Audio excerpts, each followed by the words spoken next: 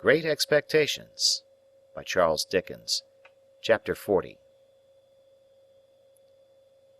It was fortunate for me that I had to take precautions to ensure, so far as I could, the safety of my dreaded visitor, for, this thought pressing on me when I awoke, held other thoughts in a confused concourse at a distance.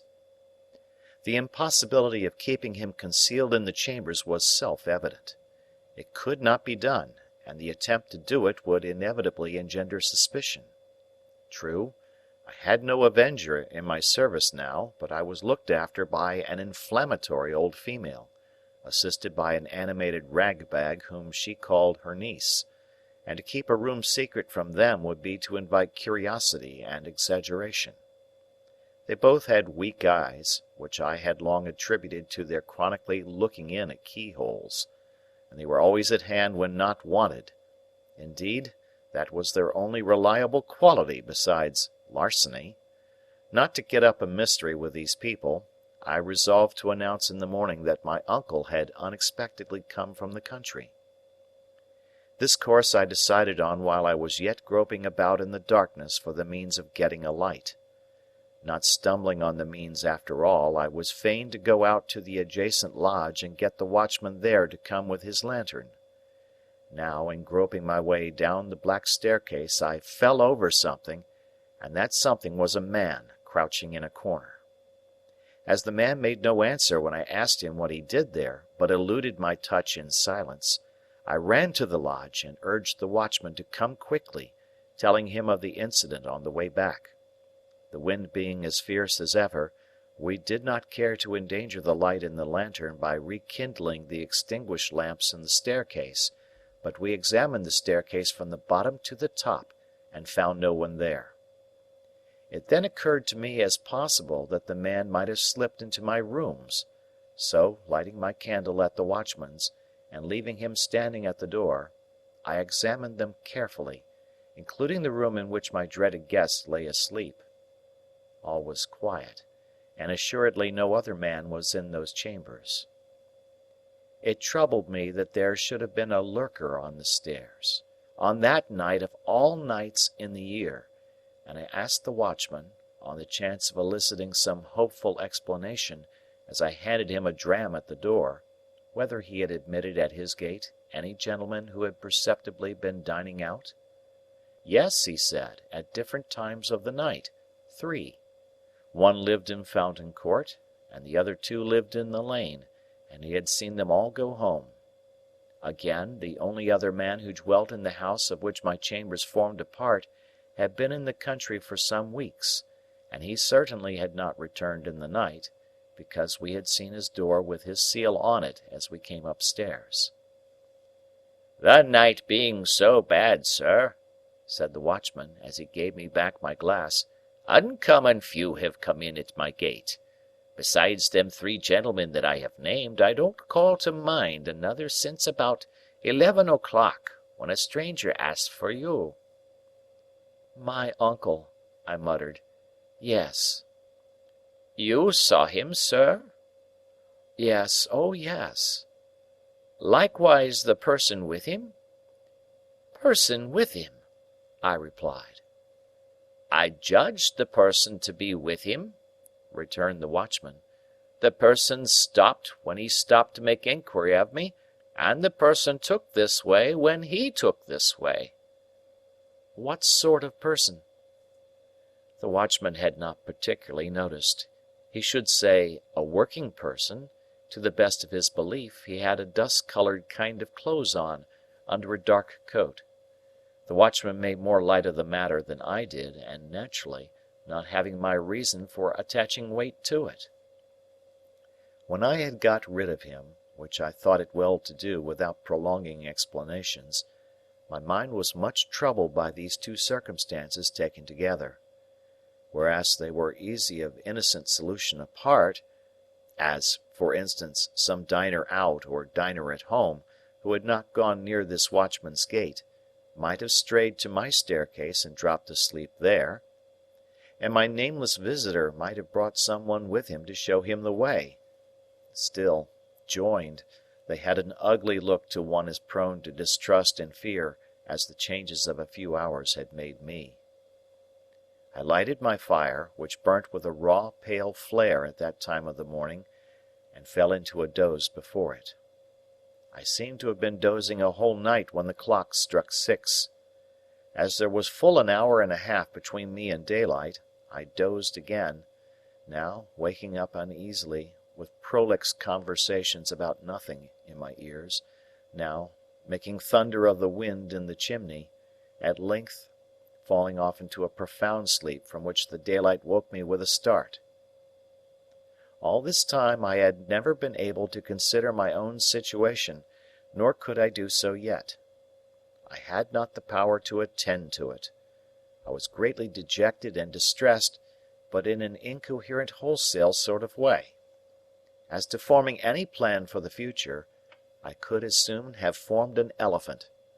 When I opened the shutters and looked out at the wet wild morning, all of a leaden hue, when I walked from room to room, when I sat down again shivering before the fire, waiting for my laundress to appear, I thought how miserable I was, but hardly knew why, or how long I had been so, or on what day of the week I made the reflection, or even who I was that made it. At last the old woman and the niece came in, the latter with a head not easily distinguishable from her dusty broom, and testified surprise at sight of me and the fire. To whom I imparted how my uncle had come in the night and was then asleep, and how the breakfast preparations were to be modified accordingly.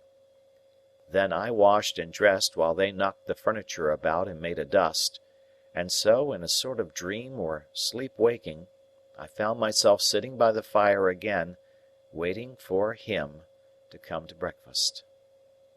By and by his door opened and he came out. I could not bring myself to bear the sight of him, and I thought he had a worse look by daylight.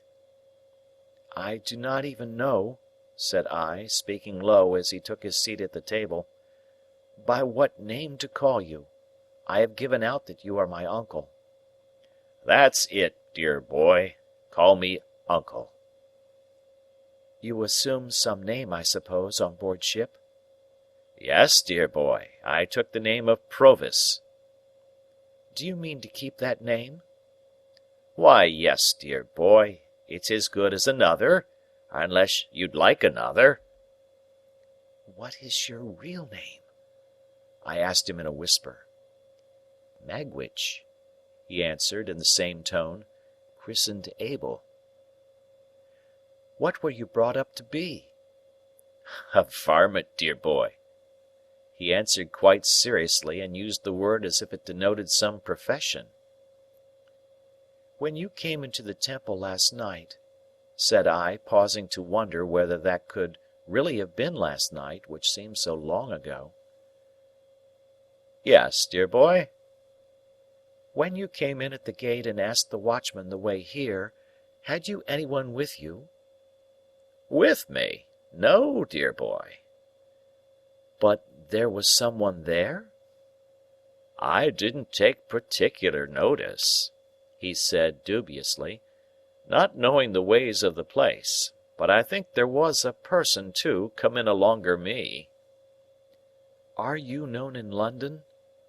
"I hope not," said he, giving his neck a jerk with his forefinger that made me turn hot and sick. "Were you known in London once?" "Not over and above, dear boy. I was in the provinces mostly." "Were you tried in London?" "Which time?" said he, with a sharp look. "The last time." He nodded. "First knowed Mr. Jaggers that way. Jaggers was for me." It was on my lips to ask him what he was tried for, but he took up a knife, gave it a flourish, and with the words, "And what I done is worked out and paid for," fell to at his breakfast. He ate in a ravenous way that was very disagreeable, and all his actions were uncouth, noisy, and greedy. Some of his teeth had failed him since I saw him eat on the marshes, and as he turned his food in his mouth, and turned his head sideways to bring his strongest fangs to bear upon it. He looked terribly like a hungry old dog. If I had begun with any appetite, he would have taken it away, and I should have sat much as I did, repelled from him by an insurmountable aversion, and gloomily looking at the cloth. "I'm a heavy grubber, dear boy," he said, as a polite kind of apology when he made an end of his meal. "But I always was.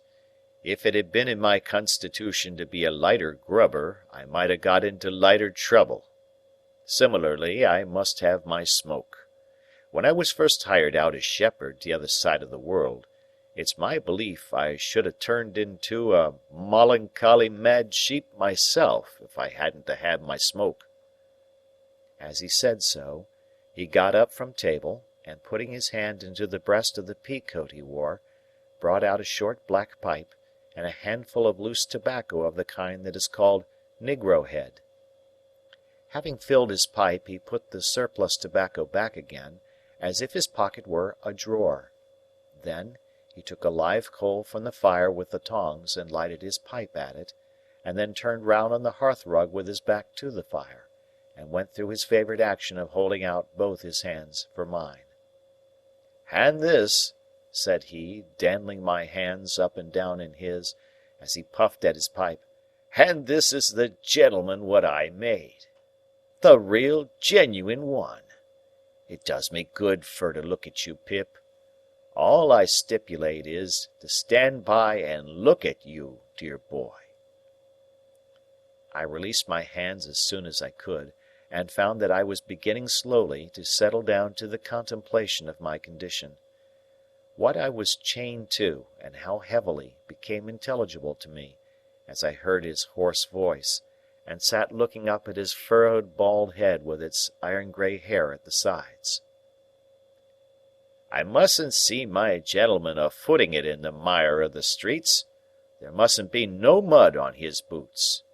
My gentleman must have horses, Pip. Horses to ride, and horses to drive, and horses for his servant to ride and drive as well.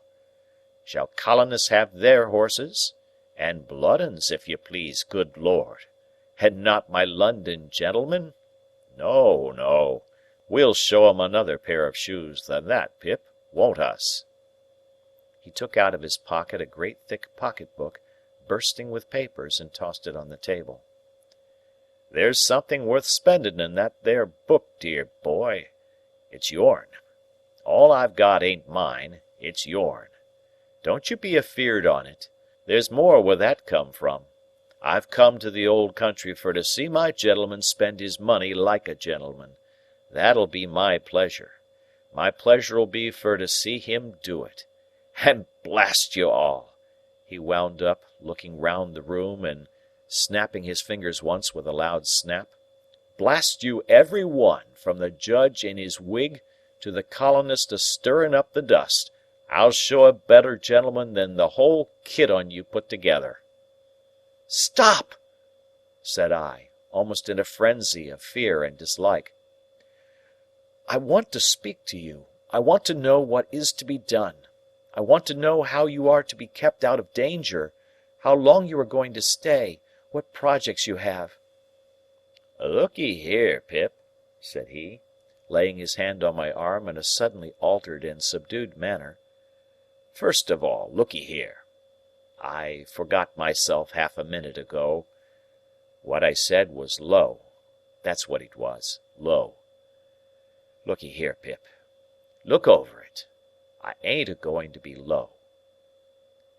"First," I resumed, half groaning, "what precautions can be taken against your being recognized and seized?"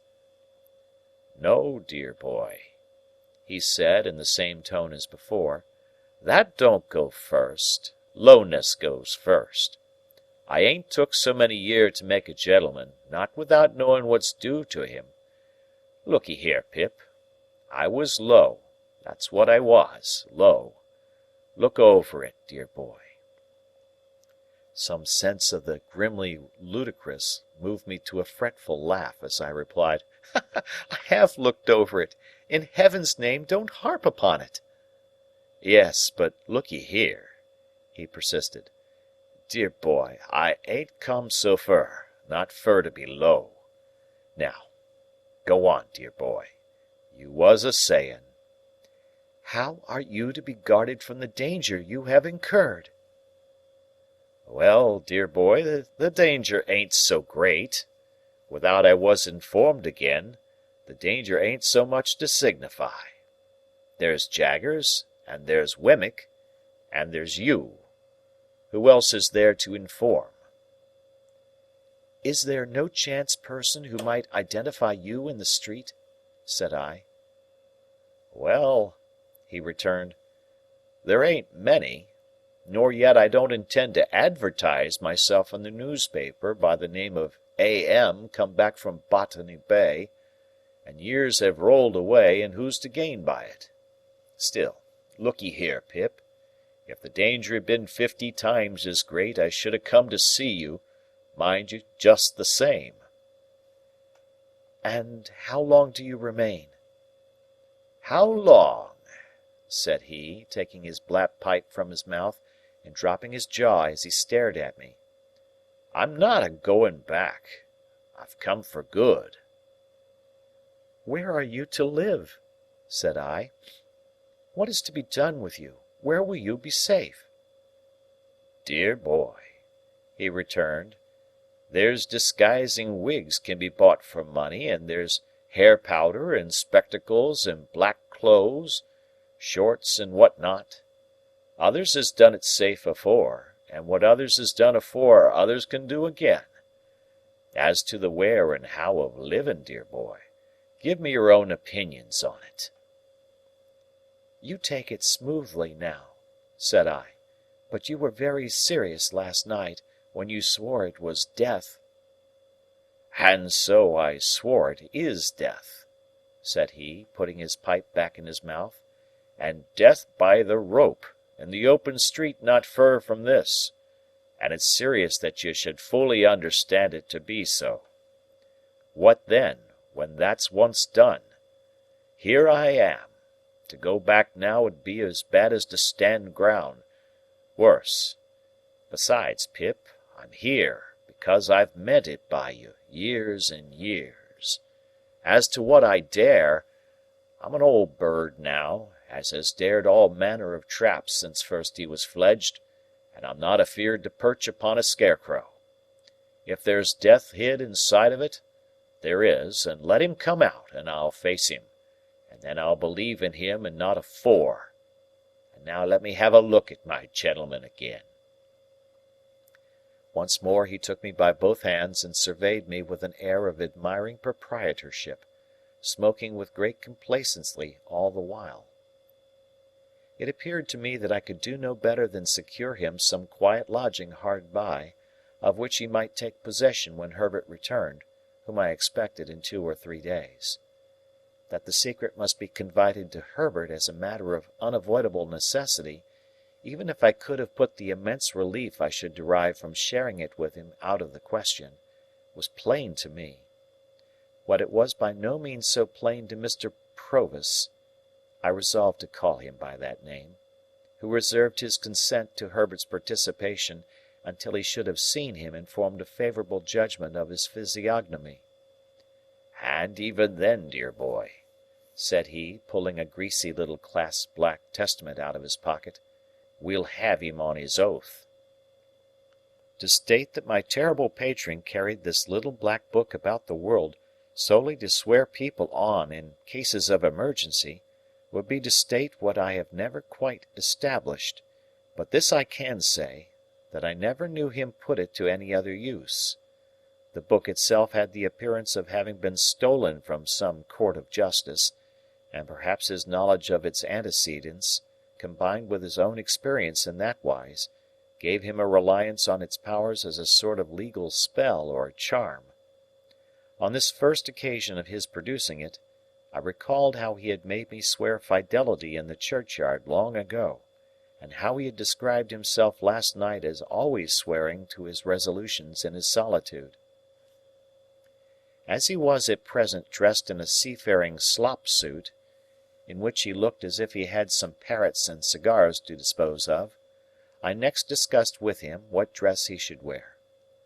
He cherished an extraordinary belief in the virtue of shorts as a disguise, and had in his own mind sketched a dress for himself that would have made him something between a dean and a dentist. It was with considerable difficulty that I won him over to the assumption of a dress more like a prosperous farmer's, and we arranged that he should cut his hair close and wear a little powder. Lastly, as he had not yet been seen by the laundress or her niece, he was to keep himself out of their view until his change of dress was made. It would seem a simple matter to decide on these precautions, but in my dazed, not to say distracted, state, it took so long that I did not get out to further them until 2 or 3 in the afternoon. He was to remain shut up in the chambers while I was gone, and was on no account to open the door. There being to my knowledge a respectable lodging-house in Essex Street, the back of which looked into the Temple, and was almost within hail of my windows, I first of all repaired to that house, and was so fortunate as to secure the second floor for my uncle, Mr. Provis. I then went from shop to shop, making such purchases as were necessary to the change in his appearance. This business transacted, I turned my face, on my own account, to Little Britain. Mr. Jaggers was at his desk, but, seeing me enter, got up immediately and stood before his fire. "Now, Pip," said he, "be careful." "I will, sir," I returned, for coming along I had thought well of what I was going to say. "Don't commit yourself," said Mr. Jaggers, "and don't commit any one. You understand, any one. Don't tell me anything. I don't want to know anything. I am not curious." Of course I saw that he knew the man was come. "I merely want, Mr. Jaggers," said I, "to assure myself that what I have been told is true. I have no hope of its being untrue, but at least I may verify it." Mr. Jaggers nodded. "But did you say told, or informed?" he asked me, with his head on one side, and not looking at me, but looking in a listening way at the floor. "Told would seem to imply verbal communication. You can't have verbal communication with a man in New South Wales, you know." "I will say informed, Mr. Jaggers." "Good." "I have been informed by a person named Abel Magwitch that he is the benefactor so long unbeknown to me."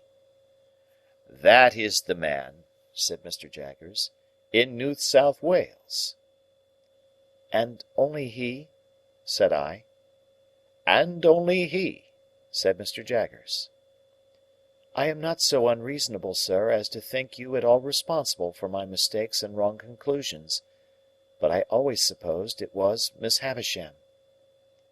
"As you say, Pip," returned Mr. Jaggers, turning his eyes upon me coolly, and taking a bite at his forefinger, "I am not at all responsible for that." "And yet it looks so like it, sir," I pleaded with a downcast heart. "Not a particle of evidence, Pip," said Mr. Jaggers, shaking his head and gathering up his skirts. "Take nothing on its looks. Take everything on evidence. There's no better rule." "I have no more to say," said I, with a sigh, after standing silent for a little while. "I have verified my information, and there's an end." "And Magwitch, in New South Wales, having at last disclosed himself," said Mr. Jaggers, "you will comprehend, Pip, how rigidly throughout my communication with you I have always adhered to the strict line of fact. There has never been the least departure from the strict line of fact. You are quite aware of that?" "Quite, sir." "I communicated to Magwitch, in New South Wales, when he first wrote to me from New South Wales, the caution that he must not expect me ever to deviate from the strict line of fact. I also communicated to him another caution. he appeared to me to have obscurely hinted in his letter at some distant idea he had of seeing you in England here. I cautioned him that I must hear no more of that he was not at all likely to obtain a pardon, that he was expatriated for the term of his natural life, and that his presenting himself in this country would be an act of felony, rendering him liable to the extreme penalty of the law. I gave Magwitch that caution," said Mr. Jaggers, looking hard at me. "I wrote it to New South Wales. He guided himself by it, no doubt." "No doubt," said I. "I have been informed by Wemmick," pursued Mr. Jaggers, still looking hard at me, "that he has received a letter, under date Portsmouth, from a colonist of the name of Purvis or Provis," I suggested. "Or Provis. Thank you, Pip. Perhaps it is Provis. Perhaps you know it's Provis?" "Yes," said I. "You know it's Provis. A letter, under date Portsmouth, from a colonist of the name of Provis, asking for the particulars of your address on behalf of Magwitch. Wemmick sent him the particulars, I understand, by return of post. Probably it is through Provis that you have received the explanation of Magwitch, in New South Wales?" "It came through Provis," I replied. "Good day, Pip," said Mr. Jaggers, offering his hand. "Glad to have seen you. In writing by post to Magwitch, in New South Wales, or in communicating with him through Provis, have the goodness to mention that the particulars and vouchers of our long account shall be sent to you, together with the balance, for there is still a balance remaining. Good day, Pip." We shook hands, and he looked hard at me as long as he could see me. I turned at the door, and he was still looking hard at me, while the two vile casts on the shelf seemed to be trying to get their eyelids open, and to force out of their swollen throats, "Oh, what a man he is!" Wemmick was out, and though he had been at his desk, he could have done nothing for me.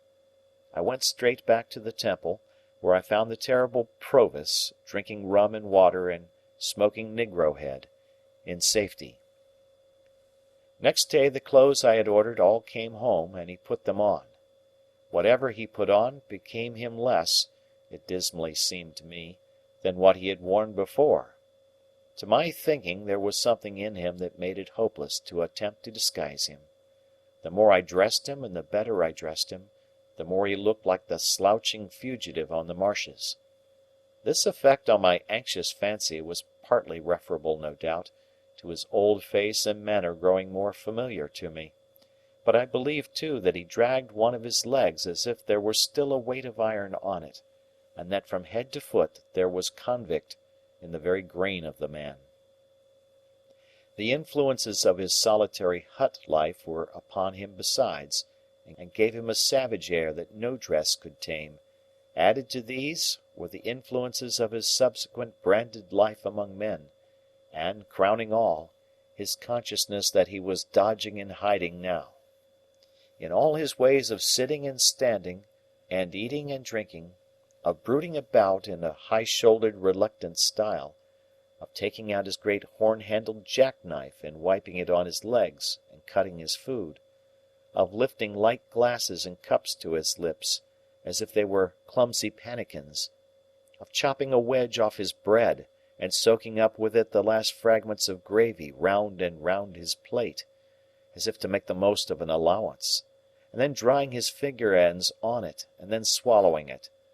In these ways and a thousand other small nameless instances arising every minute in the day, there was prisoner, felon, bondsman, plain as plain could be. It had been his own idea to wear that touch of powder, and I had conceded the powder after overcoming the shorts. But I can compare the effect of it, when on, to nothing but the probable effect of rouge upon the dead, so awful was the manner in which everything in him, that it was most desirable to repress, started through that thin layer of pretence, and seemed to come blazing out of the crown of his head. It was abandoned as soon as tried, and he wore his grizzled hair cut short. Words cannot tell what a sense I had, at the same time, of the dreadful mystery that he was to me.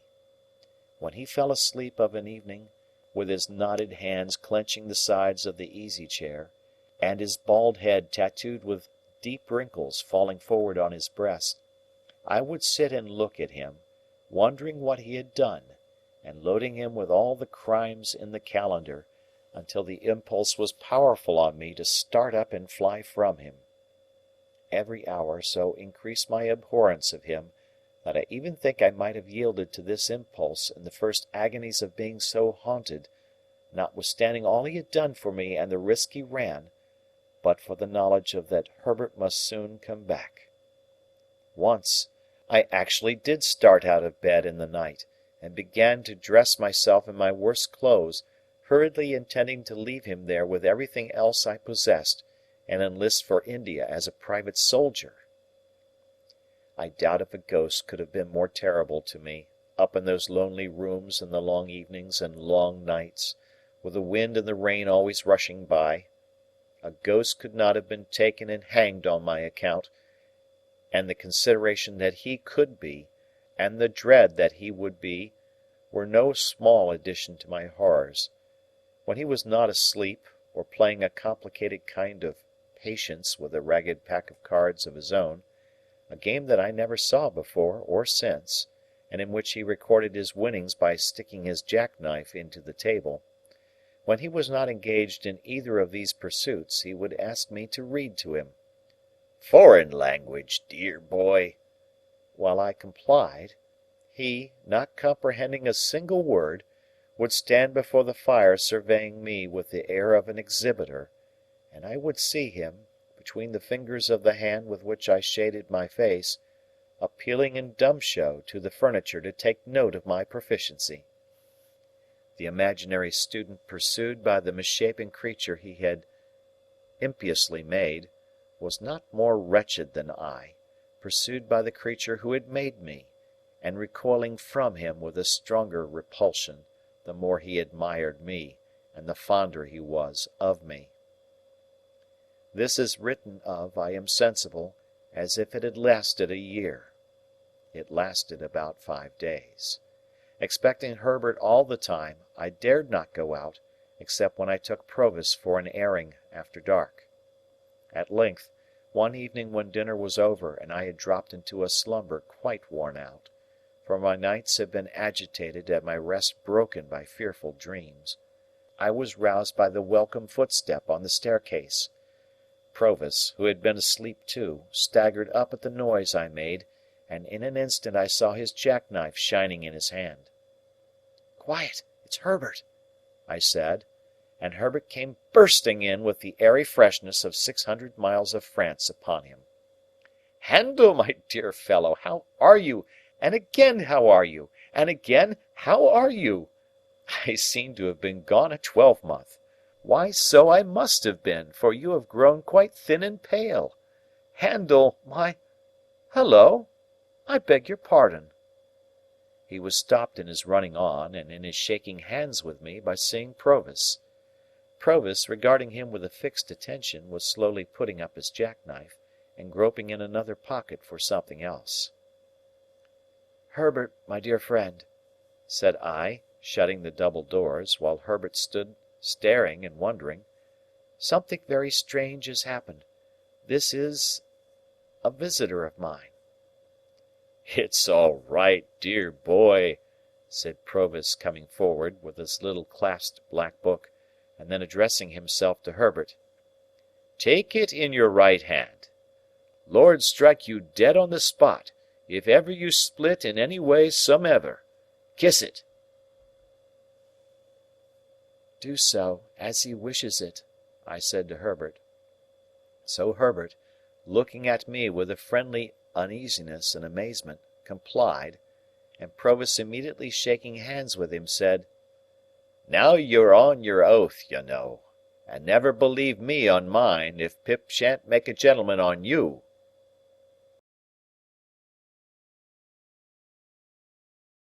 Chapter 41. In vain should I attempt to describe the astonishment and disquiet of Herbert, when he and I and Provis sat down before the fire, and I recounted the whole of the secret. Enough, that I saw my own feelings reflected in Herbert's face, and not least among them, my repugnance towards the man who had done so much for me.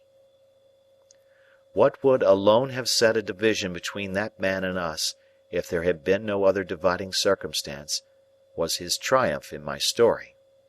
Saving his troublesome sense of having been low on one occasion since his return, on which point he began to hold forth to Herbert, the moment my revelation was finished, he had no perception of the possibility of my finding any fault with my good fortune. His boast that he had made me a gentleman, and that he had come to see me support the character on his ample resources, was made for me quite as much as for himself, and that it was a highly agreeable boast to both of us, and that we must both be very proud of it, was a conclusion quite established in his own mind. "Though look'ee here, Pip's comrade," he said to Herbert, after having discoursed for some time, "I know very well that once since I come back, for half a minute, I've been low. I said to Pip, I knowed as I had been low. But don't you fret yourself on that score. I ain't made Pip a gentleman, and Pip ain't a-going to make you a gentleman, not for me not to know what's due to you both. Dear boy, and Pip's comrade, you two may count upon me always having a genteel muzzle on. Muzzled I have been since that half a minute when I was betrayed into lowness. Muzzled I am at the present time. Muzzled I ever will be." Herbert said, "Certainly," but looked as if there were no specific consolation in this, and remained perplexed and dismayed. We were anxious for the time when he would go to his lodging and leave us together, but he was evidently jealous of leaving us together, and sat late. It was midnight before I took him round to Essex Street, and saw him safely in at his own dark door. When it closed upon him, I experienced the first moment of relief I had known since the night of his arrival. Never quite free from an uneasy remembrance of the man on the stairs, I had always looked about me in taking my guest out after dark, and in bringing him back, and I looked about me now. Difficult as it is in a large city to avoid the suspicion of being watched, when the mind is conscious of danger in that regard, I could not persuade myself that any of the people within sight cared about my movements. The few who were passing passed on their several ways, and the street was empty when I turned back into the Temple. Nobody had come out at the gate with us, nobody went in at the gate with me. As I crossed by the fountain, I saw his lighted back windows looking bright and quiet, and, when I stood for a few moments in the doorway of the building where I lived, before going up the stairs, Garden Court was as still and lifeless as the staircase was when I ascended it. Herbert received me with open arms, and I had never felt before so blessedly what it is to have a friend. When he had spoken some sound words of sympathy and encouragement, we sat down to consider the question, what was to be done. The chair that Provis had occupied still remaining where it had stood, for he had a barrack way with him of hanging about one spot, in an unsettled manner, and going through one round of observances with his pipe and his negro head and his jackknife and his pack of cards, and what not, as if it were all put down for him on a slate. I say his chair remaining where it had stood, Herbert unconsciously took it, but next moment started out of it, pushed it away, and took another. He had no occasion to say after that he had conceived an aversion for my patron, neither had I occasion to confess my own. We interchanged that confidence without shaping a syllable. "What," said I to Herbert when he was safe in another chair, "what is to be done?" "My poor dear Handel," he replied, holding his head, "I am too stunned to think." "So was I, Handel, when the blow first fell. Still, something must be done.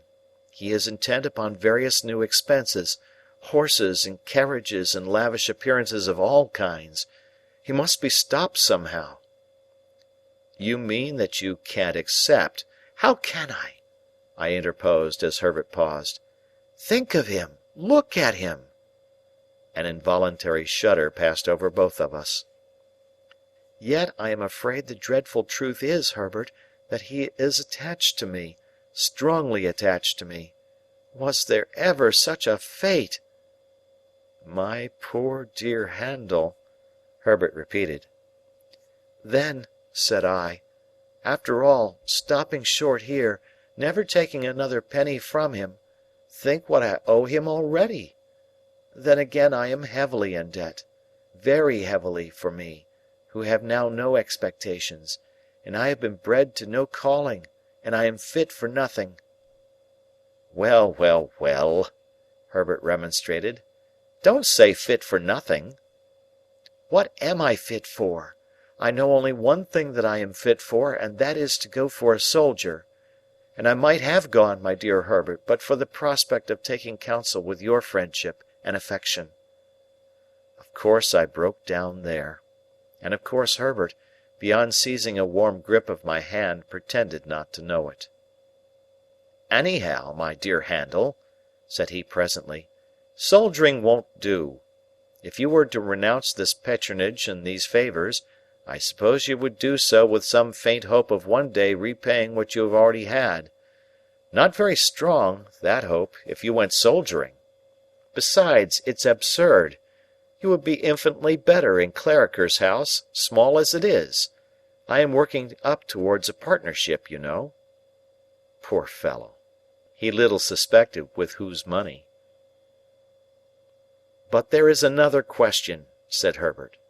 "This is an ignorant, determined man who has long had one fixed idea. More than that, he seems to me—I may misjudge him—to be a man of desperate and fierce character." "I know he is," I returned. "Let me tell you what evidence I have seen of it." And I told him what I had not mentioned in my narrative, of that encounter with the other convict. "See, then," said Herbert, "think of this. He comes here at the peril of his life, for the realization of his fixed idea. In the moment of realization, after all his toil and waiting, you cut the ground from under his feet, destroy his idea, and make his gains worthless to him. Do you see nothing that he might do under the disappointment?" "I have seen it, Herbert, and dreamed of it, ever since the fatal night of his arrival. Nothing has been in my thoughts so distinctly as his putting himself in the way of being taken." "Then you may rely upon it," said Herbert, "that there would be great danger of his doing it.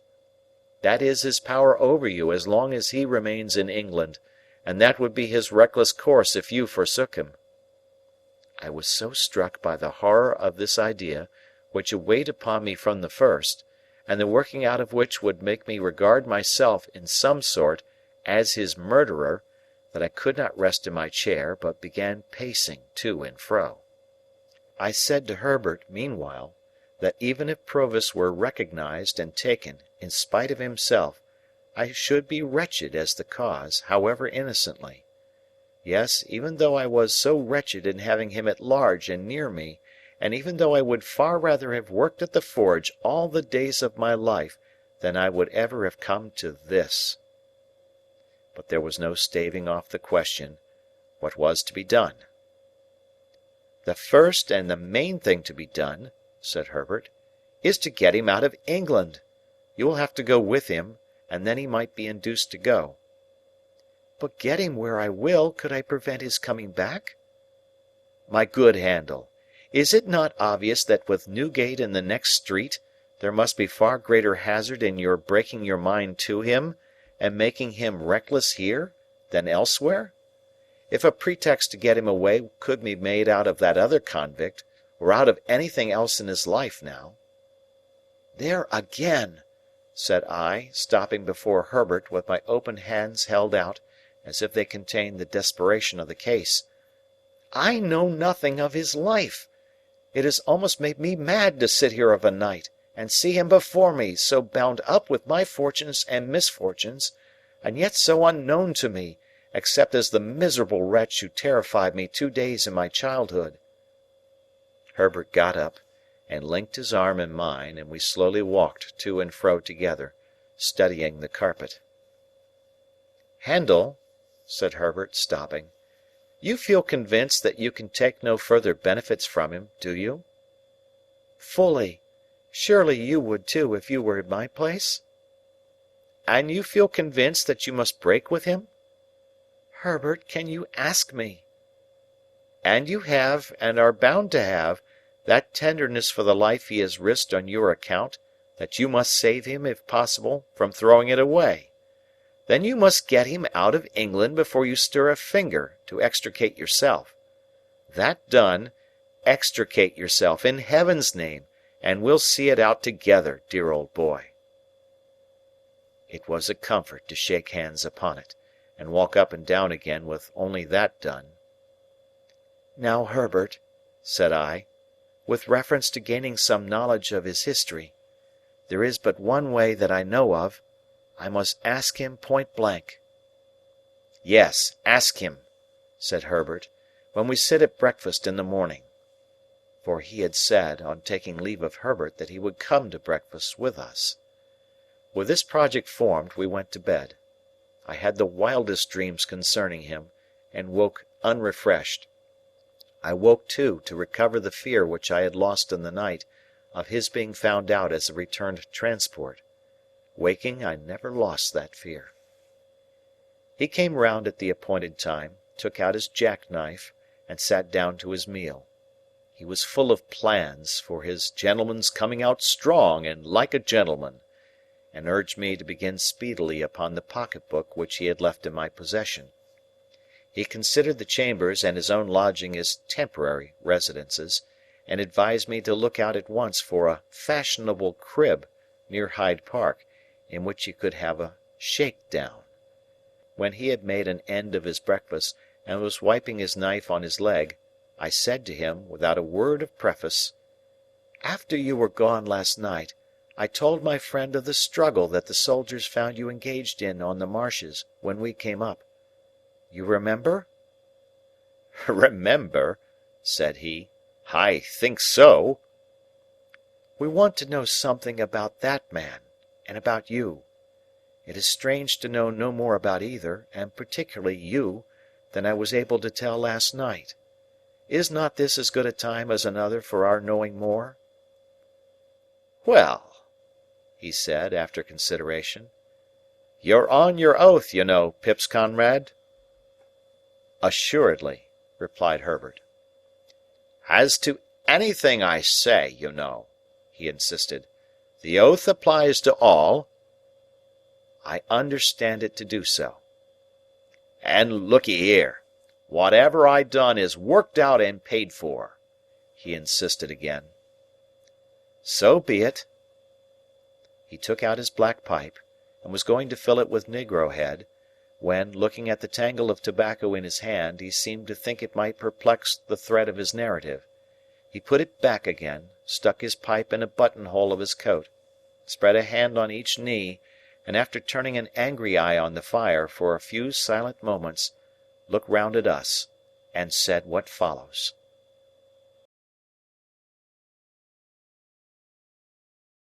Chapter 42. Dear boy, and Pip's comrade, I am not a-going for to tell you my life like a song, or a story-book, but to give it to you short and handy, I'll put it once into a mouthful of English. In jail and out of jail, in jail and out of jail, in jail and out of jail. There, you've got it. That's my life pretty much, down to such times as I got shipped off, arter Pip stood my friend. I've been done everything too, pretty well, except hanged. I've been locked up as much as a silver tea-kettle. I've been carted here and carted there, and put out of this town and put out of that town, and stuck in the stocks, and whipped and worried and drove. I've no more notion where I was born than you have, if so much. I first became aware of myself down in Essex, a thieving turnips for my living. Someone had run away from me, a man, a tinker, and he took the fire with him and left me very cold. I knowed my name to be Magwitch, christened Abel. How did I know it? Much as I knowed the birds' names in the hedges to be chaffinch, sparrer, thrush. I might have thought it was all lies together, only as the birds' names come out true, I supposed mine did. So fur as I could find, there warn't a soul that see young Abel Magwitch, with us little on him as in him, but what caught fright at him, and either drove him off or took him up. I was took up to that extent that I regularly growed up took up. This is the way it was, that when I was a ragged little creature as much to be pitied as ever I see, not that I looked in the glass, for there warn't many insides of furnished houses known to me, I got the name of being hardened. This is a terrible hardened one, they says to prison wisitors, picking out me. May be said to live in jails, this boy. Then they looked at me, and I looked at them, and they measured my head, some on 'em. They had better a measured my stomach. And others on 'em give me tracts what I couldn't read, and made me speeches what I couldn't understand. They always went on agin me about the devil. But what the devil was I to do? I must put something into my stomach, mustn't I? Howsomever, I'm a-getting low, and I know what's due. Dear boy and Pip's comrade, don't you be afeard of me being low. Tramping, begging, thieving, working sometimes when I could, though that warn't as often as you may think, till you put the question whether you would have been over ready to give me work yourselves. A bit of a poacher, a bit of a labourer, a bit of a waggoner, a bit of a haymaker, a bit of a hawker, a bit of most things that don't pay and lead to trouble. I got to be a man. A deserting soldier in a traveller's rest, what lay hid up to the chin under a load of taters, learnt me to read, and a travelling giant what signed his name at a penny a time, learnt me to write. I warn't locked up as often now as formerly, but I wore out my good share of key metal still. At Epsom races, a matter of over 20 years ago, I got acquainted with a man whose skull I'd crack with this poker like the claw of a lobster if I got it on this hob. His right name was Compeyson, and that's the man, dear boy, what you see me a-pounding in the ditch, according to what you truly told your comrade arter I was gone last night. He set up for a gentleman, this Compeyson, and he'd been to a public boarding school and had learning. He was a smooth one to talk, and was a dab at the way of gentlefolks. He was good-looking, too. It was the night afore the great race, when I found him on the heath, in a booth that I'd knowed on. Him and some more was a-sitting among the tables when I went in, and the landlord, which had a knowledge of me and was a sporting one, called him out and said, "I think this is a man that might suit you," meaning I was. Compeyson, he looks at me very noticing, and I look at him. He has a watch and a chain and a ring and a breastpin and a handsome suit of clothes. "To judge from appearances, you're out of luck," says Compeyson to me. "Yes, master, and I've never been in it much. I had come out of Kingston jail last on a vagrancy committal, not but what it might have been for something else, but it warn't." "Luck changes," says Compeyson. "Perhaps yours is going to change." I says I hope it may be so, there's room. "What can you do?" says Compeyson. "Eat and drink," I says, "if you'll find the materials." Compeyson laughed, looked at me again very noticing, give me 5 shillings, and appointed me for next night, same place. I went to Compeyson next night, same place, and Compeyson took me on to be his man and pardner. And what was Compeyson's business in which we was to go pardners? Compeyson's business was the swindling, handwriting forging, stolen bank-note passing, and such like. All sorts of traps as Compeyson could set with his head, and keep his own legs out of and get the profits from, and let another man in for, was Compeyson's business. He'd no more heart than an iron file.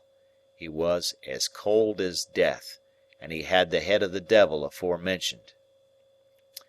There was another in with Compeyson, as was called Arthur, not as being so christened, but as a surname. He was in a decline, and was a shadow to look at. Him and Compeyson had been in a bad thing with a rich lady some years afore, and they'd made a pot of money by it. But Compeyson betted and gamed, and he'd have run through the king's taxes. So, Arthur was a-dying, and a-dying poor, and with the horrors on him, and Compeyson's wife, which Compeyson kicked mostly, was a-having pity on him when she could, and Compeyson was having pity on nothing and nobody. I might have took warning by Arthur, but I didn't, and I won't pretend I was partickler, for where'd be the good on it, dear boy and comrade? So I begun with Compeyson, and a poor tool I was in his hands. Arthur lived at the top of Compeyson's house, over nigh Brentford it was, and Compeyson kept a careful account agin him for board and lodging, in case he should ever get better to work it out. But Arthur soon settled the account. The second or third time as ever I see him, he come a-tearing down into Compeyson's parlour late at night, in only a flannel gown, with his hair all in a sweat, and he says to Compeyson's wife, "Sally, she really is upstairs alonger me now, and I can't get rid of her. She's all in white," he says, "with white flowers in her hair, and she's awful mad, and she's got a shroud hanging over her arm, and she says she'll put it on me at 5 in the morning." Says Compeyson, "Why, you fool, don't you know she's got a living body? And how should she be up there, without coming through the door, or in at the window, and up the stairs?" "I don't know how she's there," says Arthur, shaking dreadful with the horrors, "but she's standing in the corner at the foot of the bed, awful mad, and over where her heart's broke, you broke it, there's drops of blood." Compeyson spoke hearty, but he was always a coward. "Go up alonger this drivelling sick man," he says to his wife, "and Magwitch, lend her a hand, will ye?" And he never come nigh himself. Compeyson's wife and me took him up to bed again, and he raved most dreadful. "Why, look at her!" he cries out. "She's a-shaking the shroud at me. Don't you see her? Look at her eyes. Ain't it awful to see her so mad?" Next he cries, "She'll put it on me, and then I'm done for. Take it away from her, take it away." And then he catched hold of us, and kep on a-talking to her, and answering of her, till I half believed I see her myself.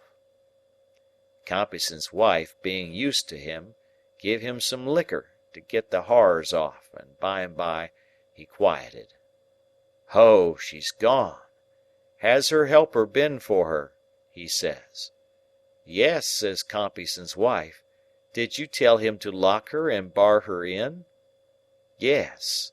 "And to take that ugly thing away from her?" "Yes, yes, all right." "You're a good creature," he says, "and don't leave me whatever you do, and thank you." He rested pretty quiet till it might want a few minutes of 5, and then he starts up with a scream and screams out, "Here she is! She's got the shroud again. She's unfolding it. She's coming out of the corner. She's coming to the bed. Hold me, both on ye, one on each side. Don't let her touch me with it. Ha! She missed me that time. Don't let her throw it over my shoulders. Don't let her lift me up to get it round me. She's lifting me up. Keep me down." Then he lifted himself up hard, and was dead. Compeyson took it easy as a good riddance for both sides. Him and me was soon busy, and first he swore me, being ever artful, on my own book, dis here little black book, dear boy, what I swore your comrade on. Not to go into the things that Compeyson planned, and I done, which 'ud take a week, I'll simply say to you, dear boy, and Pip's comrade, that man got me into such nets as made me his black slave. I was always in debt to him, always under his thumb, always a-working, always a-getting into danger. He was younger than me, but he got craft, and he got learning, and he overmatched me 500 times told, and no mercy. My missus as I had the hard time with—stop though, I ain't brought her in." He looked about him in a confused way, as if he had lost his place in the book of his remembrance, and he turned his face to the fire, and spread his hands broader on his knees, and lifted them off and put them on again. "There ain't no need to go into it," he said, looking round once more. "The time with Compeyson was almost as hard a time as ever I had. That said, all's said. Did I tell you as I was tried, alone, for misdemeanor, while with Compeyson?" I answered, "No." "Well," he said, "I was, and got convicted. As to took up on suspicion, that was twice or three times in the 4 or 5 years that it lasted, but evidence was wanting. At last, me and Compeyson was both committed for felony, on a charge of putting stolen notes in circulation, and there was other charges behind. Compeyson says to me, 'Separate defences, no communication,' and that was all. And I was so miserable poor that I sold all the clothes I had, except what hung on my back, afore I could get Jaggers. When we was put in on the dock, I noticed first of all what a gentleman Compeyson looked, with his curly hair, and his black clothes, and his white pocket handkerchief, and what a common sort of wretch I looked. When the prosecution opened and the evidence was put short aforehand, I noticed how heavy it all bore on me, and how light on him. When the evidence was give in the box, I noticed how it was always me that had come forward and could be swore to, how it was always me that the money had been paid to, how it was always me that it seemed to work the thing and get the profit. But when the defence come on, then I see the plan plainer, for, says the counsellor for Compeyson, 'My lord and gentlemen, here you has afore you, side by side, 2 persons as your eyes can separate wide. One, the younger, well brought up, who will be spoke to as such. One, the elder, ill brought up, who will be spoke to as such. One, the younger, seldom if ever seen in these here transactions, and only suspected. T'other, the elder, always seen in 'em, and always with his guilt brought home. Can you doubt, if there is but one in it, which is the one, and, if there is 2 in it, which is much the worst one?' And such like. And when it come to character, warn't it Compeyson as had been to the school, and warn't it his schoolfellows as was in this position and in that, and warn't it him as had been knowed by witnesses in such clubs and societies, and nowt to his disadvantage? And warn't it me as had been tried afore, and has been knowed up hill and down dale in bridewells and lock-ups? And when it come to speech-making, warn't it Compeyson as could speak to 'em with his face dropping every now and then into his white pocket handkercher? Ha! And with verses in his speech, too. And warn't it me as could only say, 'Gentlemen, this man at my side is a most precious rascal.' And when the verdict come, Warn't it Compeyson as was recommended to mercy on account of good character and bad company, and giving up all the information he could agin me, and warn't it me as got never a word but guilty? And when I says to Compeyson, 'Once out of this court, I'll smash that face of yourn,' ain't it Compeyson as prays the judge to be protected, and gets 2 turnkeys stood betwixt us? And when we're sentenced, ain't it him as gets 7 year, and me 14? And ain't it him as the judge is sorry for, because he might have done so well, and ain't it me as the judge perceives to be an old offender of violent passion, likely to come to worse?" He had worked himself into a state of great excitement, but he checked it, took 2 or 3 short breaths, swallowed as often, and stretching out his hand toward me, said in a reassuring manner, "I ain't a-going to be low, dear boy." He had so heated himself that he took out his handkerchief and wiped his face and head and neck and hands before he could go on. "I had said to Compeyson that I'd smash that face of his, and I swore Lord smash mine to do it. We was in the same prison ship, but I couldn't get at him for long, though I tried. At last I come behind him and hit him on the cheek to turn him round and get a smashing one at him, when I was seen and seized. The black hole of that ship warn't a strong one, to a judge of black holes that could swim and dive. I escaped to the shore, and I was a-hiding among the graves there, envying them as was in 'em and all over, when I first seen my boy." He regarded me with a look of affection that made him almost abhorrent to me again, though I had felt great pity for him.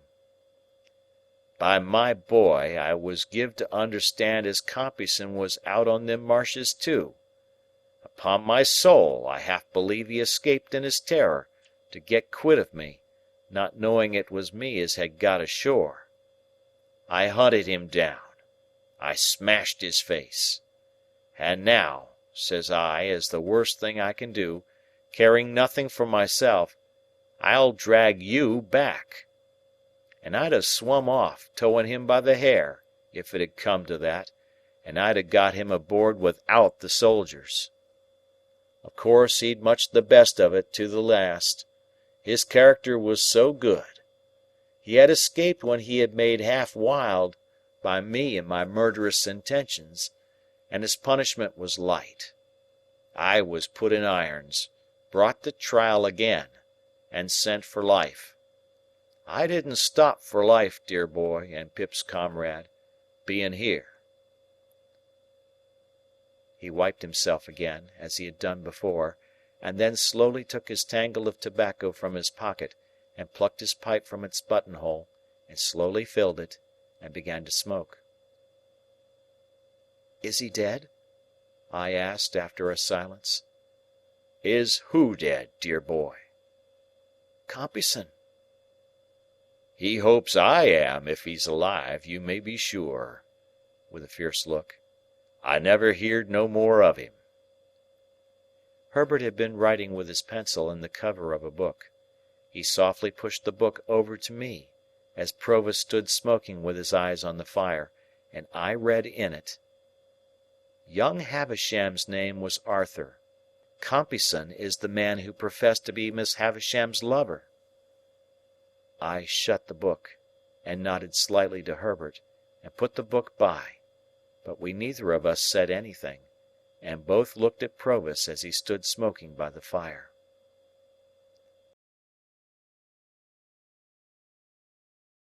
Chapter 43. Why should I pause to ask how much of my shrinking from Provis might be traced to Estella? Why should I loiter on my road, to compare the state of mind in which I had tried to rid myself of the stain of the prison before meeting her at the coach-office, with the state of mind in which I now reflected on the abyss between Estella in her pride and beauty and the returned transport whom I harboured? The road would be none the smoother for it, the end would be none the better for it. He would not be helped, nor I extenuated. A new fear had been engendered in my mind by his narrative, or rather his narrative had given form and purpose to the fear that was already there. If Compeyson were alive and should discover his return, I could hardly doubt the consequence. That Compeyson stood in mortal fear of him, neither of the two could know much better than I, and that any such man as that man had been described to be would hesitate to release himself for good from a dreaded enemy by the safe means of becoming an informer, was scarcely to be imagined. Never had I breathed, and never would I breathe, or so I resolved, a word of Estella to Provis.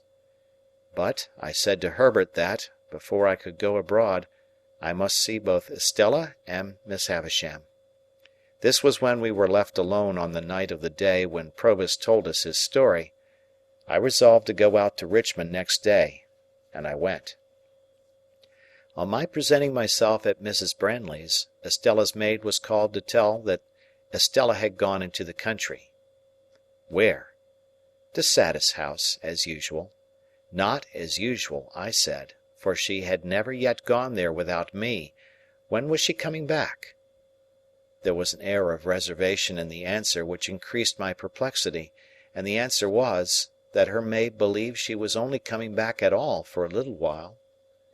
I could make nothing of this, except that it was meant that I should make nothing of it, and I went home again in complete discomfiture. Another night consultation with Herbert after Provis was gone home (I always took him home, and always looked well about me) led us to the conclusion that nothing should be said about going abroad until I came back from Miss Havisham's. In the meantime, Herbert and I were to consider separately what it would be best to say, whether we should devise any pretence of being afraid that he was under suspicious observation, or whether I, who had never yet been abroad, should propose an expedition. We both knew that I had but to propose anything and he would consent. We agreed that his remaining many days in his present hazard was not to be thought of. Next day I had the meanness to feign that I was under a binding promise to go down to Joe, but I was capable of almost any meanness towards Joe or his name. Provis was to be strictly careful while I was gone, and Herbert was to take the charge of him that I had taken. I was to be absent only one night, and on my return the gratification of his impatience for my starting as a gentleman on a greater scale was to be begun. It occurred to me then, and as I afterwards found to Herbert also, that he might be best got away across the water on that pretence, as to make purchases or the like. Having thus cleared the way for my expedition to Miss Havisham's, I set off by the early morning coach before it was yet light, and was out on the open country road when the day came creeping on, halting and whimpering and shivering, and wrapped in patches of cloud and rags of mist, like a beggar. When we drove up to the Blue Boar after a drizzly ride, whom should I see come out under the gateway, toothpick in hand, to look at the coach, but Bentley Drummle. As he pretended not to see me, I pretended not to see him. It was a very lame pretence on both sides, the lamer because we both went into the coffee-room, where he had just finished his breakfast, and where I ordered mine. It was poisonous to me to see him in the town, for I very well knew why he had come there. Pretending to read a smeary newspaper long out of date, which had nothing half so legible in its local news as the foreign matter of coffee, pickles, fish sauces, gravy, melted butter, and wine with which it was sprinkled all over, as if it had taken the measles in a highly irregular form, I sat at my table while he stood before the fire. By degrees it became an enormous injury to me that he stood before the fire. And I got up, determined to have my share of it. I had to put my hand behind his legs for the poker when I went up to the fireplace to stir the fire, but still pretended not to know him. "Is this a cut?" said Mr. Drummle. "Oh," said I, poker in hand, "it's you, is it? How do you do? I was wondering who it was who kept the fire off." With that I poked tremendously, and having done so, planted myself side by side with Mr. Drummle, my shoulders squared and my back to the fire. You have just come down," said Mr. Drummle, edging me a little away with his shoulder. "Yes," said I, edging him a little away with my shoulder. "Beastly place," said Drummle. "Your part of the country, I think?" "Yes," I assented. "I am told it's very like your Shropshire." "Not in the least like it," said Drummle.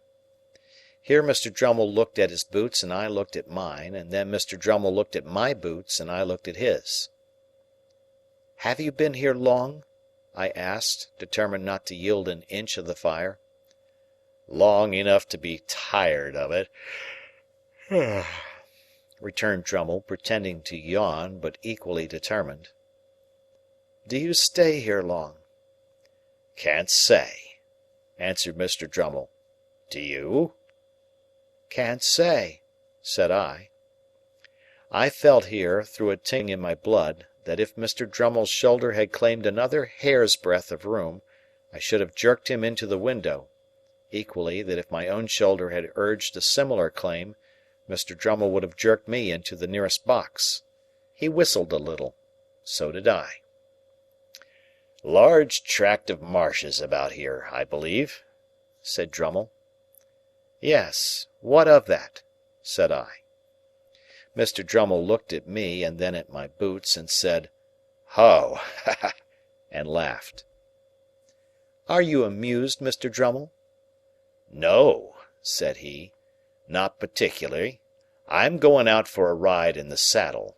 I mean to explore those marshes for amusement. Out of the way villages there, they tell me. Curious little public houses, and smithies, and that. Waiter!" "Yes, sir." "Is that horse of mine ready?" "Brought round to the door, sir." "I say. Look here, you sir. The lady won't ride to-day, the weather won't do." "Very good, sir." "And I don't dine because I'm going to dine at the lady's." "Very good, sir." Then Drummle glanced at me, with an insolent triumph on his great jowled face that cut me to the heart, dull as he was, and so exasperated me that I felt inclined to take him in my arms, as the robber in the story book is said to have taken the old lady, and seat him on the fire. One thing was manifest to both of us, and that was, that until relief came, neither of us could relinquish the fire. There we stood, well squared up before it, shoulder to shoulder and foot to foot, with our hands behind us, not budging an inch. The horse was visible outside in the drizzle at the door. My breakfast was put on the table. Drummle's was cleared away. The waiter invited me to begin. I nodded. We both stood our ground. "Have you been to the Grove since?" said Drummle. "No," said I. "I had quite enough of the Finches the last time I was there." "Was that when we had a difference of opinion?" "Yes," I replied, very shortly. "Come, come. They let you off easily enough," sneered Drummle. "You shouldn't have lost your temper." "Mr. Drummle," said I, "you are not competent to give advice on that subject. When I lose my temper—not that I admit having done so on that occasion—I don't throw glasses." "I do," said Drummle. After glancing at him once or twice, in an increased state of smouldering ferocity, I said, "Mr. Drummle, I did not seek this conversation, and I don't think it an agreeable one." "I am sure it's not," said he, superciliously over his shoulder. "I don't think anything about it." "And therefore," I went on, "with your leave I will suggest that we hold no kind of communication in future." "Quite my opinion," said Drummle, "and what I should have suggested myself, or done, more likely, without suggesting. But don't lose your temper. Have you lost enough without that?" "What do you mean, sir?" "Waiter!" said Drummle, by way of answering me. The waiter reappeared. "Look here, you sir. You quite understand that the young lady don't ride to-day, and that I dine at the young lady's?" "Quite so, sir." When the waiter had felt my fast-cooling teapot with the palm of his hand, and had looked imploringly at me, and had gone out, Drummle, careful not to move the shoulder next me, took a cigar from his pocket and bit the end off, but showed no sign of stirring. Choking and boiling as I was, I felt that we could not go a word further without introducing Estella's name, which I could not endure to hear him utter, and therefore I looked stonily at the opposite wall, as if there were no one present, and forced myself to silence. How long we might have remained in this ridiculous position it is impossible to say, but for the incursion of 3 thriving farmers, laid on by the waiter, I think, who came into the coffee-room unbuttoning their greatcoats and rubbing their hands, and before whom, as they charged at the fire, we were obliged to give way. I saw him through the window, seizing his horse's mane, and mounting in his blundering brutal manner, and sidling and backing away. I thought he was gone, when he came back, asking for a light for the cigar in his mouth, which he had forgotten. A man in a dust-coloured dress appeared with what was wanted. I could not have said from where, whether from the inn-yard or the street or where not. And as Drummle leaned down from the saddle and lighted his cigar and laughed, with a jerk of his head towards the coffee-room windows, the slouching shoulders and ragged hair of this man whose back was toward me reminded me of Orlick. Too heavily out of sorts to care much at the time whether it were he or no, or after all to touch the breakfast, I washed the weather and the journey from my face and hands, and went out to the memorable old house that it would have been so much the better for me never to have entered, never to have seen.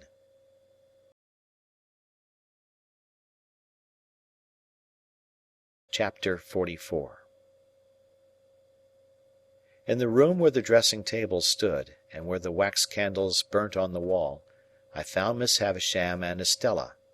Miss Havisham seated on a settee near the fire, and Estella on a cushion at her feet. Estella was knitting, and Miss Havisham was looking on. They both raised their eyes as I went in, and both saw an alteration in me.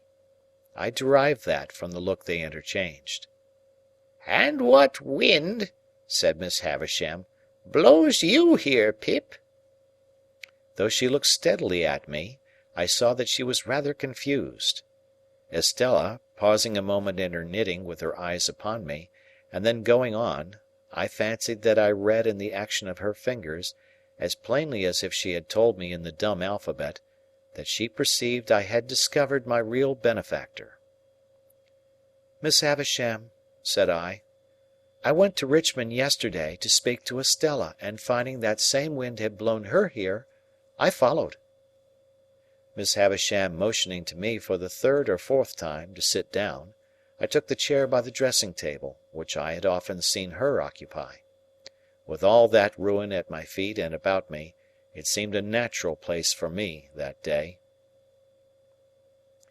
"What I had to say to Estella, Miss Havisham, I will say before you, presently, in a few moments. It will not surprise you. It will not displease you. I am as unhappy as you can ever have meant me to be." Miss Havisham continued to look steadily at me.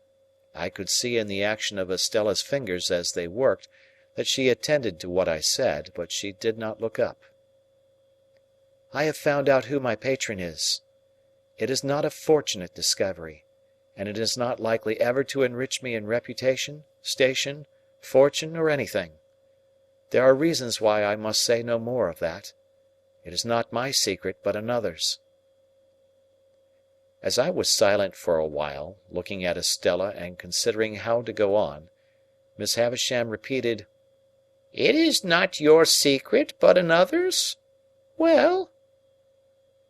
"When you first caused me to be brought here, Miss Havisham, when I belonged to the village over yonder, that I wish I had never left, I suppose I did really come here, as any other chance boy might have come, as a kind of servant to gratify a want or a whim, and to be paid for it?" "Ay, Pip," replied Miss Havisham, steadily nodding her head, "you did." "And that Mr. Jaggers—" "Mr. Jaggers," said Miss Havisham, taking me up in a firm tone, had nothing to do with it, and knew nothing of it. His being my lawyer, and his being the lawyer of your patron, is a coincidence. He holds the same relation towards numbers of people, and it might easily arise. Be that as it may, it did arise, and was not brought about by any one." Any one might have seen in her haggard face that there was no suppression or evasion so far. "But when I fell into the mistake I have so long remained in, at least you led me on?" said I. "Yes," she returned, again nodding steadily. "I let you go on." "Was that kind?" "Who am I?" cried Miss Havisham, striking her stick upon the floor and flashing into wrath so suddenly that Estella glanced up at her in surprise. "Who am I, for God's sake, that I should be kind?" It was a weak complaint to have made, and I had not meant to make it. I told her so, as she sat brooding after this outburst. "Well, well, well," she said. "What else?" "I was liberally paid for my old attendance here," I said, to soothe her, "in being apprenticed, and I have asked these questions only for my own information. What follows has another, and I hope more disinterested, purpose. In humouring my mistake, Miss Havisham, you practised on, perhaps you will supply whatever term expresses your intention, without offence, your self-seeking relations?" "I did. Why, they would have it so. So would you. What has been my history, that I should be at the pains of entreating either them or you not to have it so? You made your own snares. I never made them." Waiting until she was quiet again, for this too flashed out of her in a wild and sudden way, I went on. "I have been thrown among one family of your relations, Miss Havisham, and have been constantly among them since I went to London.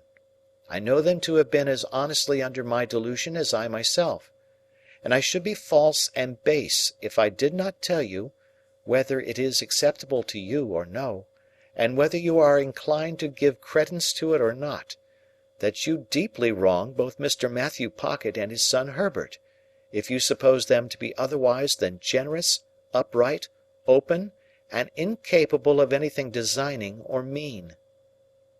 "They are your friends," said Miss Havisham. "They made themselves my friends," said I, "when they supposed me to have superseded them, and when Sarah Pocket, Miss Georgiana, and Mistress Camilla were not my friends, I think." This contrasting of them with the rest seemed, I was glad to see, to do them good with her. She looked at me keenly for a little while, and then said quietly, "What do you want for them?" "Only," said I, "that you would not confound them with the others. They may be of the same blood, but, believe me, they are not of the same nature." Still looking at me keenly, Miss Havisham repeated, "What do you want for them?" "I am not so cunning, you see," I said in answer, conscious that I reddened a little, "as that I could hide from you, even if I desired, that I do want something. Miss Havisham, if you would spare the money to do my friend Herbert a lasting service in life, but which from the nature of the case must be done without his knowledge, I could show you how." "Why must it be done without his knowledge?" she asked, settling her hands upon her stick, that she might regard me the more attentively. "Because," said I began the service myself, more than 2 years ago, without his knowledge, and I don't want to be betrayed. Why I fail in my ability to finish it, I cannot explain. It is part of the secret which is another's and not mine." She gradually withdrew her eyes from me, and turned them on the fire. After watching it for what appeared in the silence and by the light of the slowly wasting candles to be a long time, she was roused by the collapse of some of the red coals, and looked towards me again, at first vacantly, then with a gradually concentrating attention. All this time Estella knitted on. When Miss Havisham had fixed her attention on me, she said, speaking as if there had been no lapse in our dialogue, "What else?" "Estella," said I, turning to her now, and trying to command my trembling voice, "you know I love you. You know that I have loved you long and dearly." She raised her eyes to my face, on being thus addressed, and her fingers plied their work, and she looked at me with an unmoved countenance. I saw that Miss Havisham glanced from me to her, and from her to me. I should have said this sooner, but for my long mistake. It induced me to hope that Miss Havisham meant us for one another. While I thought you could not help yourself, as it were, I refrained from saying it, but I must say it now. Preserving her unmoved countenance, and with her fingers still going, Estella shook her head. "I know," said I, in answer to that action, "I know. I have no hope that I shall ever call you mine, Estella. I am ignorant what may become of me very soon, how poor I may be, or where I may go. Still, I love you. I have loved you ever since I first saw you in this house." Looking at me perfectly unmoved and with her fingers busy, she shook her head again. "It would have been cruel in Miss Havisham, horribly cruel, to practise on the susceptibility of a poor boy, and to torture me through all these years with a vain hope and an idle pursuit, if she had reflected on the gravity of what she did. But I think she did not. I think that, in the endurance of her own trial, she forgot mine, Estella."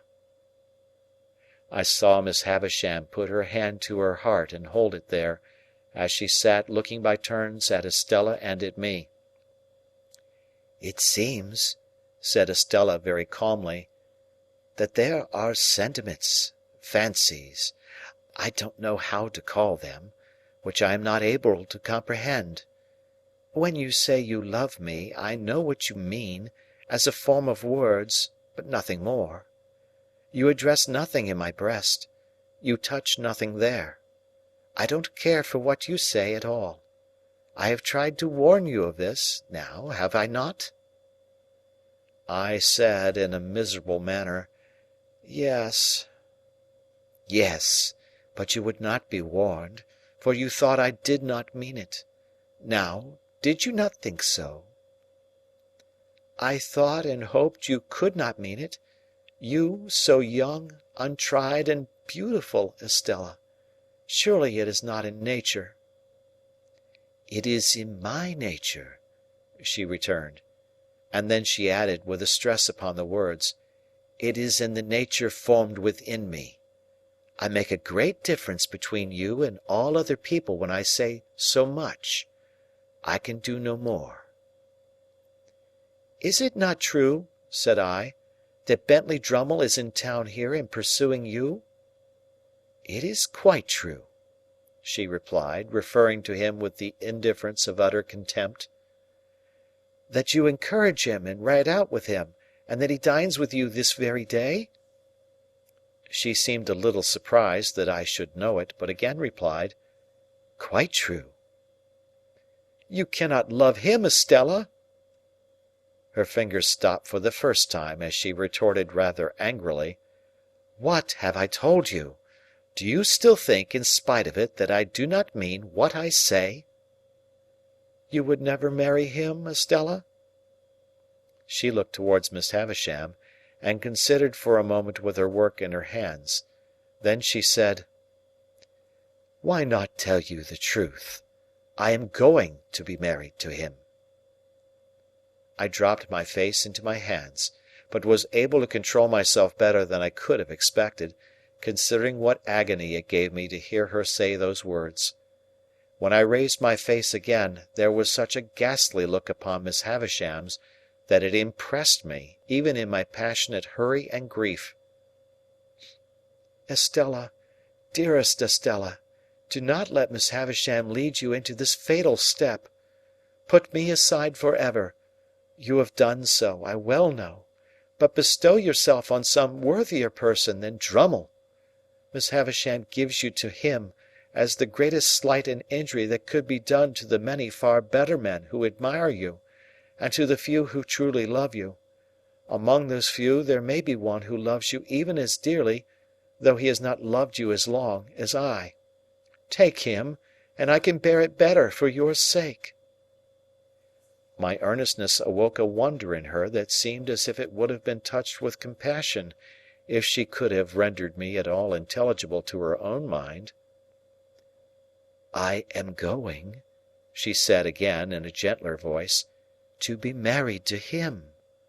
The preparations for my marriage are making, and I shall be married soon. Why do you injuriously introduce the name of my mother by adoption? It is my own act." "Your own act, Estella, to fling yourself away upon a brute?" "On whom should I fling myself away?" she retorted, with a smile.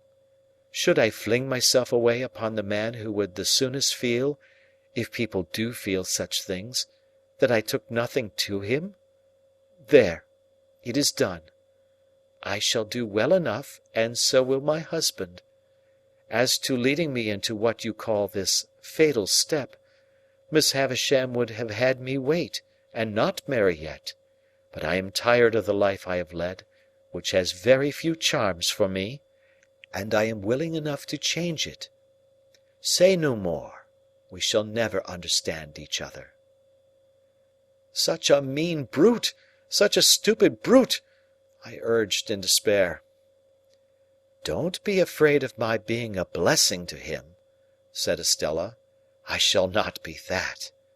Come, here is my hand. Do we part on this, you visionary boy, or man?" "Oh, Estella!" I answered, as my bitter tears fell fast on her hand, do what I would to restrain them. "Even if I remained in England and could hold my head up with the rest, how could I see you Drummle's wife?" "Nonsense," she returned. "Nonsense. This will pass in no time." "Never, Estella." "You will get me out of your thoughts in a week." "Out of my thoughts! You are part of my existence, part of myself. You have been in every line I have ever read since I first came here, the rough common boy whose poor heart you wounded even then. You have been in every prospect I have ever seen since, on the river, on the sails of the ships, on the marshes, in the clouds, in the light, in the darkness, in the wind, in the woods, in the sea, in the streets. You have been the embodiment of every graceful fancy that my mind has ever become acquainted with. The stones of which the strongest London buildings are made are not more real, or more impossible to be displaced by your hands, than your presence and influence have been to me, there and everywhere, and will be. Estella, to the last hour of my life you cannot choose but remain part of my character, part of the little good in me, part of the evil. But in this separation I associate you only with the good, and I will faithfully hold you to that always, for you must have done me far more good than harm, let me feel now what sharp distress I may. Oh, God bless you! God forgive you!" In what ecstasy of unhappiness I got these broken words out of myself, I don't know. The rhapsody welled up within me, like blood from an inward wound, and gushed out. I held her hand to my lips some lingering moments, and so I left her. But ever afterwards I remembered, and soon afterwards with stronger reason, that while Estella looked at me merely with incredulous wonder, the spectral figure of Miss Havisham, her hand still covering her heart, seemed all resolved into a ghastly stare of pity and remorse. All done, all gone! So much was done and gone that when I went out at the gate, the light of the day seemed of a darker colour than when I went in. For a while I hid myself among some lanes and bypaths, and then struck off to walk all the way to London. For I had by that time come to myself so far as to consider that I could not go back to the inn and see Drummle there, that I could not bear to sit upon the coach and be spoken to, that I could do nothing half so good for myself as tire myself out. It was past midnight when I crossed London Bridge. Pursuing the narrow intricacies of the streets which at that time tended westward near the Middlesex shore of the river, my readiest access to the Temple was close by the riverside, through Whitefriars. I was not expected till tomorrow, but I had my keys, and if Herbert were gone to bed, could get to bed myself without disturbing him. As it seldom happened that I came in at that Whitefriars gate after the Temple was closed, and as I was very muddy and weary, I did not take it ill that the night porter examined me with much attention as he held the gate a little way open for me to pass in. To help his memory, I mentioned my name. "I was not quite sure, sir, but I thought so. Here's a note, sir. The messenger that brought it said you would be so good as read it by my lantern." Much surprised by the request, I took the note. It was directed to Philip Pip, Esquire, and on the top of the superscription were the words, "Please read this here." I opened it, the watchman holding up his light, and read inside, in Wemmick's writing, "Don't go home."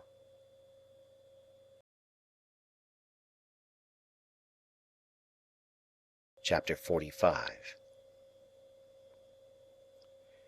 Turning from the Temple Gate as soon as I had read the warning, I made the best of my way to Fleet Street, and there got a late hackney chariot, and drove to the Hummans in Covent Garden. In those times a bed was always to be got there at any hour of the night, and the chamberlain, letting me in at his ready wicket, lighted the candle next in order on his shelf, and showed me straight into the bedroom next in order on his list.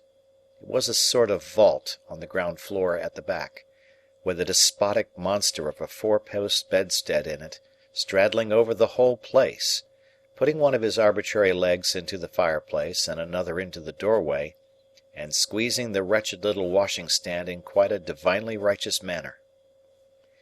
As I had asked for a night-light, the chamberlain had brought me in, before he left me, the good old constitutional rushlight of those virtuous days, an object like the ghost of a walking-cane, which instantly broke its back if it were touched, which nothing could ever be lighted at, and which was placed in solitary confinement at the bottom of a high tin tower, perforated with round holes that made a staringly wide-awake pattern on the walls. When I had got into bed and lay there footsore, weary, and wretched, I found that I could no more close my own eyes than I could close the eyes of this foolish Argus, and thus, in the gloom and death of the night, we stared at one another. What a doleful night! How anxious, how dismal, how long! There was an inhospitable smell in the room, of cold soot and hot dust, and, as I looked up into the corners of the tester over my head, I thought what a number of blue-bottle flies from the butcher's, and earwigs from the market, and grubs from the country, must be holding on up there, lying by for next summer. This led me to speculate whether any of them ever tumbled down, and then I fancied that I felt light falls on my face, a disagreeable turn of thought, suggesting other and more objectionable approaches up my back. When I had lain awake a little while, these extraordinary voices with which silence teems began to make themselves audible. The closet whispered, the fireplace sighed, the little washing-stand ticked, and one guitar string played occasionally in the chest of drawers. At about the same time the eyes on the wall acquired a new expression, and in every one of those staring rounds I saw written, "Don't go home." Whatever night fancies and night noises crowded on me, they never warded off this "Don't go home." It plated itself into whatever I thought of, as a bodily pain would have done. Not long before, I had read in the newspapers how a gentleman unknown had come to the Hummans in the night, and had gone to bed, and had destroyed himself, and had been found in the morning weltering in blood. It came into my head that he must have occupied this very vault of mine, and I got out of bed to assure myself that there were no red marks about, then opened the door to look out into the passages, and cheer myself with the companionship of a distant light, near which I knew the chamberlain to be dozing. But all this time, why I was not to go home, and what had happened at home, and when I should go home, and whether Provis was safe at home, were questions occupying my mind so busily that one might have supposed there could be no more room in it for any other theme. Even when I thought of Estella and how we had parted that day for ever, and when I recalled all the circumstances of our parting, and all her looks and tones, and the action of her fingers while she knitted, even then I was pursuing, here and there and everywhere, the caution, "Don't go home." When at last I dozed, in sheer exhaustion of mind and body, it became a vast shadowy verb which I had to conjugate. Imperative mood, present tense. Do not thou go home. Let him not go home. Let us not go home. Do not ye or you go home. Let not them go home. Then, potentially, I may not and I cannot go home, and I might not, could not, would not, and should not go home, until I felt that I was going distracted, and rolled over on the pillow, and looked at the staring rounds upon the wall again. I had left directions that I was to be called at 7, for it was plain that I must see Wemmick before seeing anyone else, and equally plain that this was a case in which his Walworth sentiments only could be taken. It was a relief to get out of the room where the night had been so miserable, and I needed no second knocking at the door to startle me from my uneasy bed. The castle battlements arose upon my view at 8 o'clock. The little servant happening to be entering the fortress with 2 hot rolls, I passed through the postern and crossed the drawbridge in her company, and so came without announcement into the presence of Wemmick as he was making tea for himself and the Aged. An open door afforded a perspective view of the Aged in bed. "Halloa, Mr. Pip," said Wemmick. "You did come home, then?" "Yes," I returned, "but I didn't go home." "That's all right," said he, rubbing his hands. "I left a note for you at each of the temple gates, on the chance. Which gate did you come to?" I told him. "I'll go round to the others in the course of the day and destroy the notes," said Wemmick. "It's a good rule never to leave documentary evidence if you can help it, because you don't know when it may be put in. I'm going to take a liberty with you. Would you mind toasting this sausage for the Aged P?" I said I should be delighted to do it. "Then you can go about your work, Mary Ann," said Wemmick to the little servant. "Which leaves us to ourselves, don't you see, Mr. Pip?" he added, winking, as she disappeared.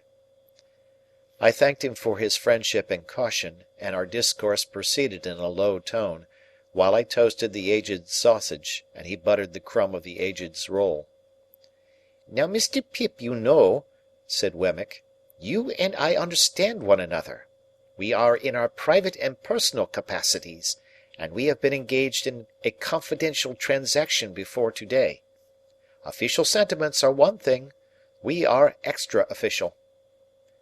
I cordially assented. I was so very nervous that I had already lighted the Aged's sausage like a torch, and been obliged to blow it out. "I accidentally heard, yesterday morning," said Wemmick, "being in a certain place where I once took you. Even between you and me, it's as well not to mention names when avoidable." "Much better not," said I. "I understand you."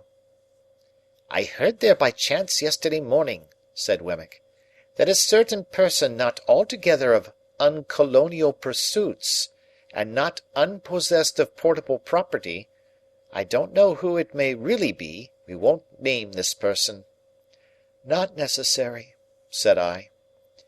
"Had made some little stir in a certain part of the world where a good many people go, not always in gratification of their own inclinations, and not quite irrespective of the government expense."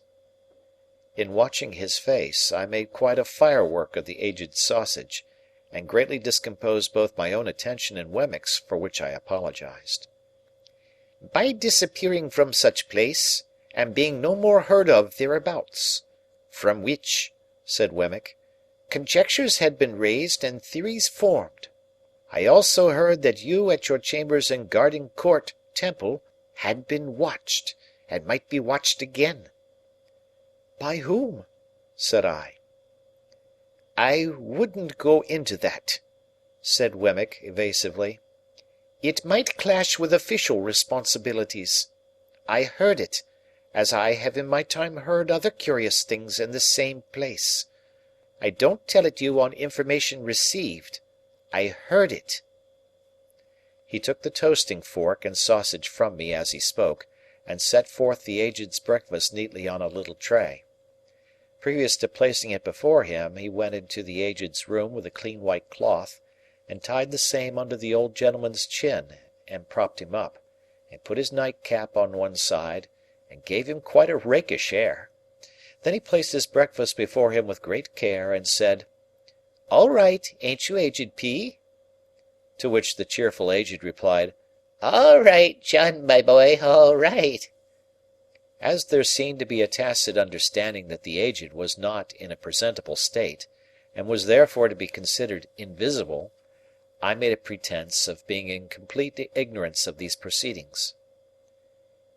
"This watching of me at my chambers, which I have once had reason to suspect," I said to Wemmick when he came back, "is inseparable from the person to whom you have adverted, is it?" Wemmick looked very serious. "I couldn't undertake to say that, of my own knowledge. I mean, I couldn't undertake to say it was at first. But it either is, or it will be, or it's in great danger of being." As I saw that he was restrained by fealty to Little Britain from saying as much as he could, and as I knew with thankfulness to him how far out of his way he went to say what he did, I could not press him.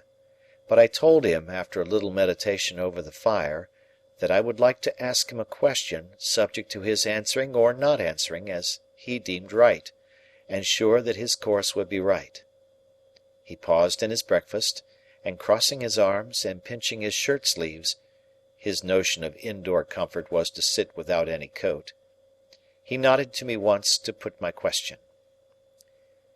"You have heard of a man of bad character, whose true name is Compeyson?" He answered with one other nod. "Is he living?" One other nod. "Is he in London?" He gave me one other nod, compressed the post-office exceedingly, gave me one last nod, and went on with his breakfast. "Now," said Wemmick, "questioning being over," which he emphasized and repeated for my guidance, "I come to what I did, after hearing what I heard. I went to Garden Court to find you. Not finding you, I went to Clarriker's to find Mr. Herbert." "And him you found?" said I, with great anxiety. "And him I found. Without mentioning any names, or going into any details, I gave him to understand that if he was aware of anybody, Tom, Jack, or Richard, being about the chambers, or about the immediate neighbourhood, he had better get Tom, Jack, or Richard out of the way while you were out of the way." "He would be greatly puzzled what to do?" "He was puzzled what to do, not the less because I gave him my opinion that it was not safe to try to get Tom, Jack, or Richard too far out of the way at present. Mr. Pip, I'll tell you something. Under existing circumstances there is no place like a great city when you are once in it. Don't break cover too soon. Lie close. Wait till things slacken before you try the open, even for foreign air." I thanked him for his valuable advice, and asked him what Herbert had done. "Mr. Herbert," said Wemmick, "after being all of a heap for half an hour, struck out a plan.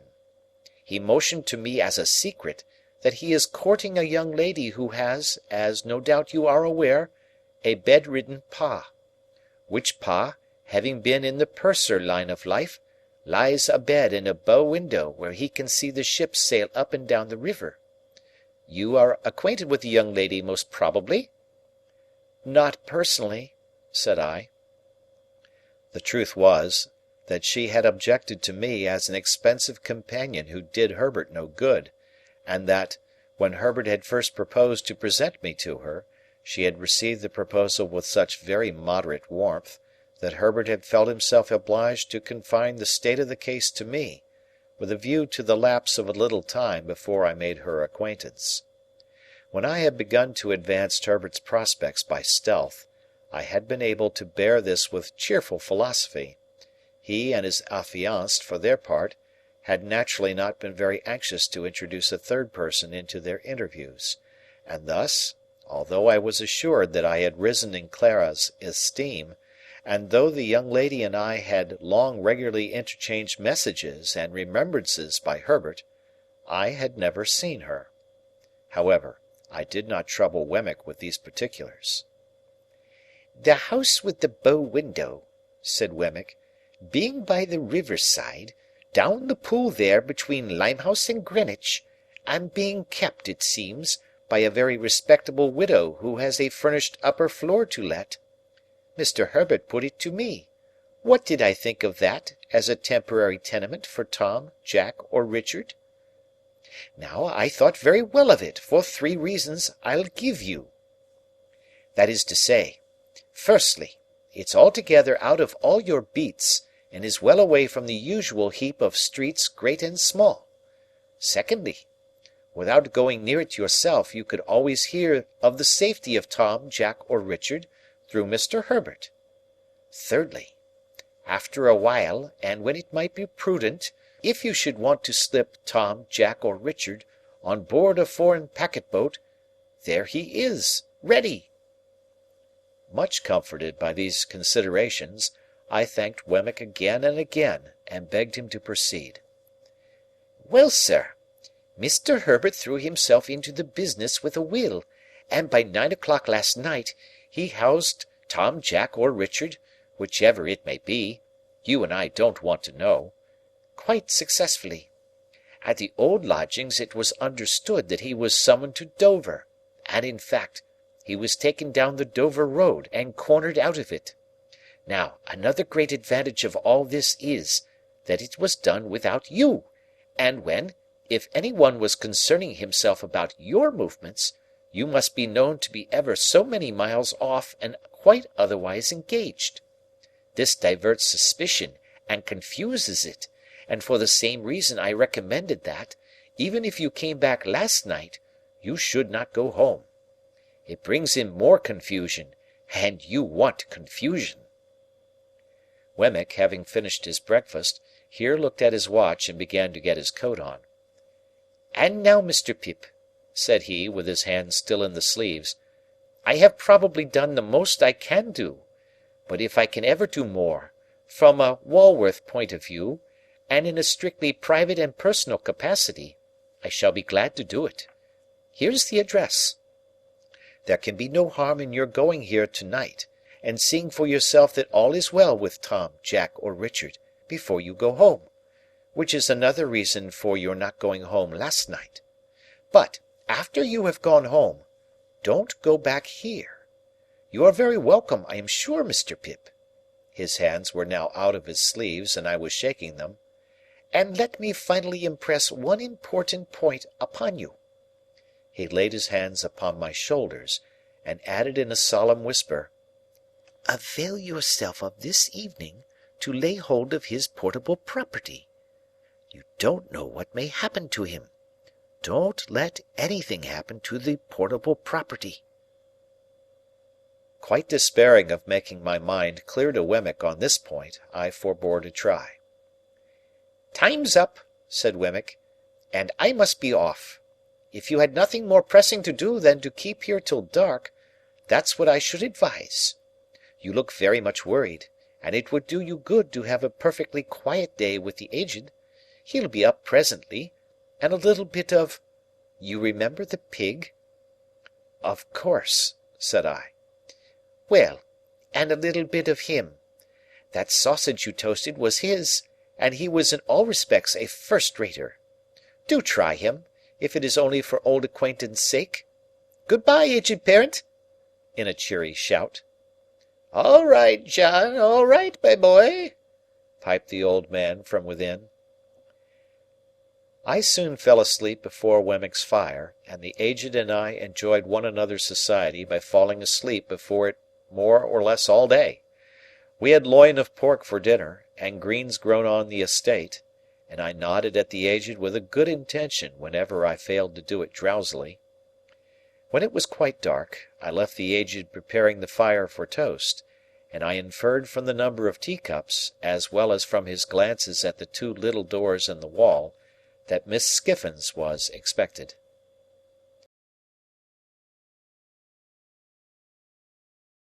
Chapter 46. 8 o'clock had struck before I got into the air, that was scented, not disagreeably, by the chips and shavings of the longshore boat-builders, and mast, oar, and block-makers. All that waterside region of the upper and lower Pool below Bridge was unknown ground to me, and when I struck down by the river, I found that the spot I wanted was not where I had supposed it to be, and was anything but easy to find. It was called Mill Pond Bank, Chinks Basin, and I had no other guide to Chinks Basin than the old green copper rope walk. It matters not what stranded ships repairing in dry docks I lost myself among, what old hulls of ships in course of being knocked to pieces, what ooze and slime and other dregs of tide, what yards of shipbuilders and ship-breakers, what rusty anchors blindly biting into the ground, though for years off duty, what mountainous country of accumulated casks and timber, how many rope walks that were not the old green copper. After several times falling short of my destination, and as often overshooting it, I came unexpectedly round a corner upon Mill Pond Bank. It was a fresh kind of place, all circumstances considered, where the wind from the river had room to turn itself round, and there were 2 or 3 trees in it, and there was the stump of a ruined windmill, and there was the old green copper rope walk, whose long and narrow vista I could trace in the moonlight, along a series of wooden frames set in the ground, and that looked like superannuated haymaking rakes which had grown old and lost most of their teeth. Selecting from the few queer houses upon Mill Pond Bank, a house with a wooden front and 3 stories of bow window, not bay window, which is another thing, I looked at the plate upon the door and read there, Mrs. Whimple. That being the name I wanted, I knocked, and an elderly woman of a pleasant and thriving appearance responded. She was immediately deposed, however, by Herbert, who silently led me into the parlour and shut the door. It was an odd sensation to see his very familiar face established quite at home in that very unfamiliar room and region, and I found myself looking at him, much as I looked at the corner cupboard with the glass and china, the shells upon the chimney-piece, and the coloured engravings on the wall, representing the death of Captain Cook, a ship launch, and His Majesty King George the Third in a state coachman's wig, leather breeches, and top boots, on the terrace at Windsor. "All is well, Handel," said Herbert, "and he is quite satisfied, though eager to see you. My dear girl is with her father, and if you'll wait till she comes down, I'll make her known to you, and then we'll go upstairs." That's her father. I had become aware of an alarming growling overhead, and had probably expressed the fact in my countenance. "I am afraid he is a sad old rascal," said Herbert, smiling, "but I have never seen him. Don't you smell rum? He is always at it." "At rum?" said I. "Yes," returned Herbert, "and you may suppose how mild it makes his gout. He persists, too, in keeping all the provisions upstairs in his room, and serving them out. He keeps them on shelves over his head, and will weigh them all. His room must be like a chandler's shop." While he thus spoke, the growling noise became a prolonged roar, and then died away. "What else can be the consequence," said Herbert, in explanation, "if he will cut the cheese? A man with the gout in his right hand, and everywhere else, can't expect to get through a double Gloucester without hurting himself." He seemed to have hurt himself very much, for he gave another furious roar. "To have Provis for an upper lodger is quite a godsend to Mrs. Whimple," said Herbert, "for of course people in general won't stand that noise. A curious place, Handel, isn't it?" It was a curious place indeed, but remarkably well kept and clean. "Mrs. Whimple," said Herbert when I told him so, "is the best of housewives, and I really do not know what my Clara would do without her motherly help. For Clara has no mother of her own, Handel, and no relation in the world but old Gruffin Grim." "Surely that's not his name, Herbert?" "No, no," said Herbert. "That's my name for him. His name is Mr. Barley. But what a blessing it is for the son of my father and mother to love a girl who has no relations, and who can never bother herself or anybody else about her family." Herbert had told me on former occasions, and now reminded me, that he first knew Miss Clara Barley when she was completing her education at an establishment at Hammersmith, and that on her being recalled home to nurse her father, he and she had confided their affection to the motherly Mrs. Whimple, by whom it had been fostered and regulated with equal kindness and discretion ever since. It was understood that nothing of a tender nature could possibly be confided to old Barley, by reason of his being totally unequal to the consideration of any subject more psychological than gout, rum, and purser's stores. As we were thus conversing in a low tone, while old Barley's sustained growl vibrated in the beam that crossed the ceiling, the room door opened, and a very pretty, slight, dark-haired girl of 20 or so came in with a basket in her hand, whom Herbert tenderly relieved of the basket and presented, blushing, as Clara. She really was a most charming girl, and might have passed for a captive fairy, whom that truculent ogre, old Barley, had pressed into his service. "Look here," said Herbert, showing me the basket, with a compassionate and tender smile, after we had talked a little. "Here's poor Clara's supper, served out every night. Here's her allowance of bread, and here's her slice of cheese, and here's her rum, which I drink. This is Mr. Barley's breakfast for tomorrow, served out to be cooked. 2 mutton chops, 3 potatoes, some split peas, a little flour, 2 ounces of butter, a pinch of salt, and all this black pepper. It's stewed up together and taken hot, and it's a nice thing for the gout, I should think."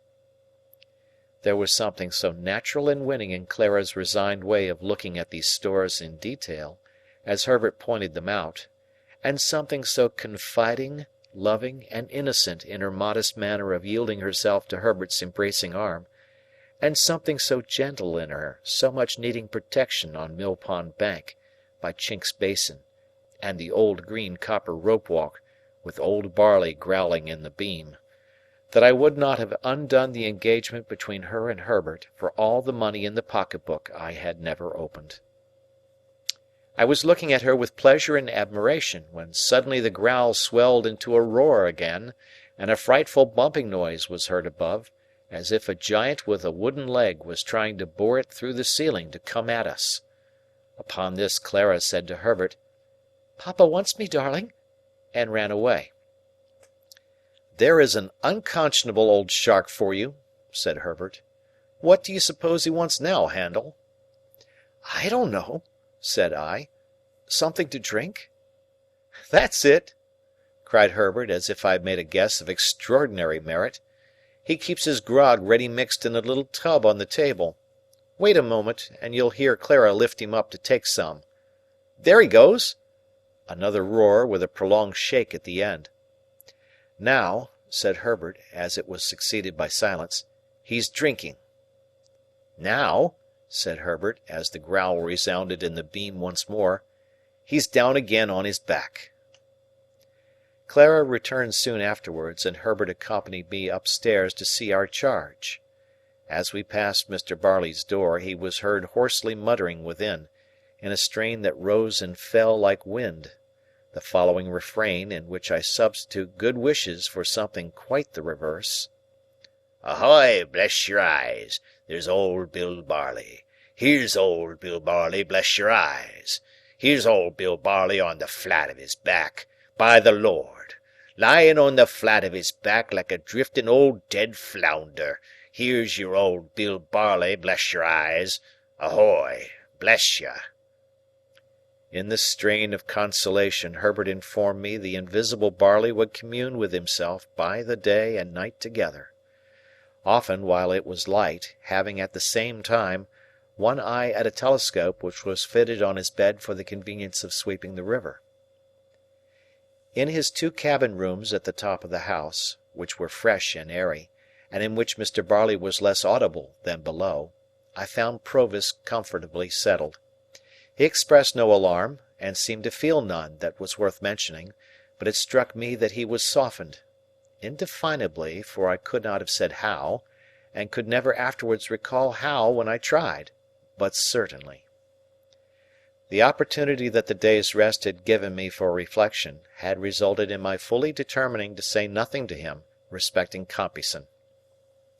For anything I knew, his animosity towards the man might otherwise lead to his seeking him out and rushing on his own destruction.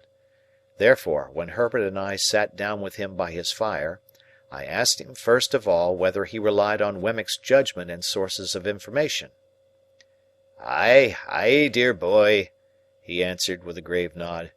"Jaggers knows."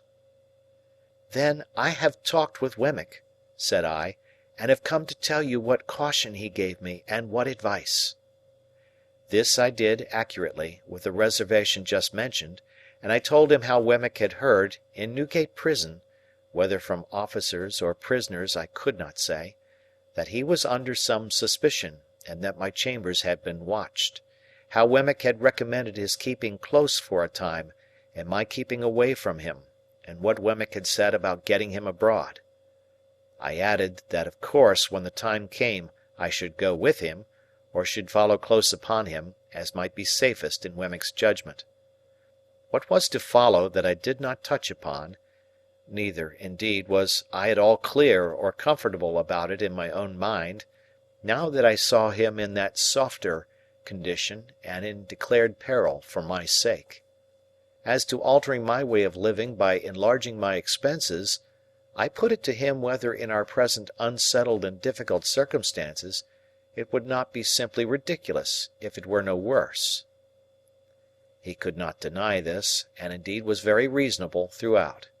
His coming back was a venture, he said, and he had always known it to be a venture. He would do nothing to make it a desperate venture, and he had very little fear of his safety with such good help.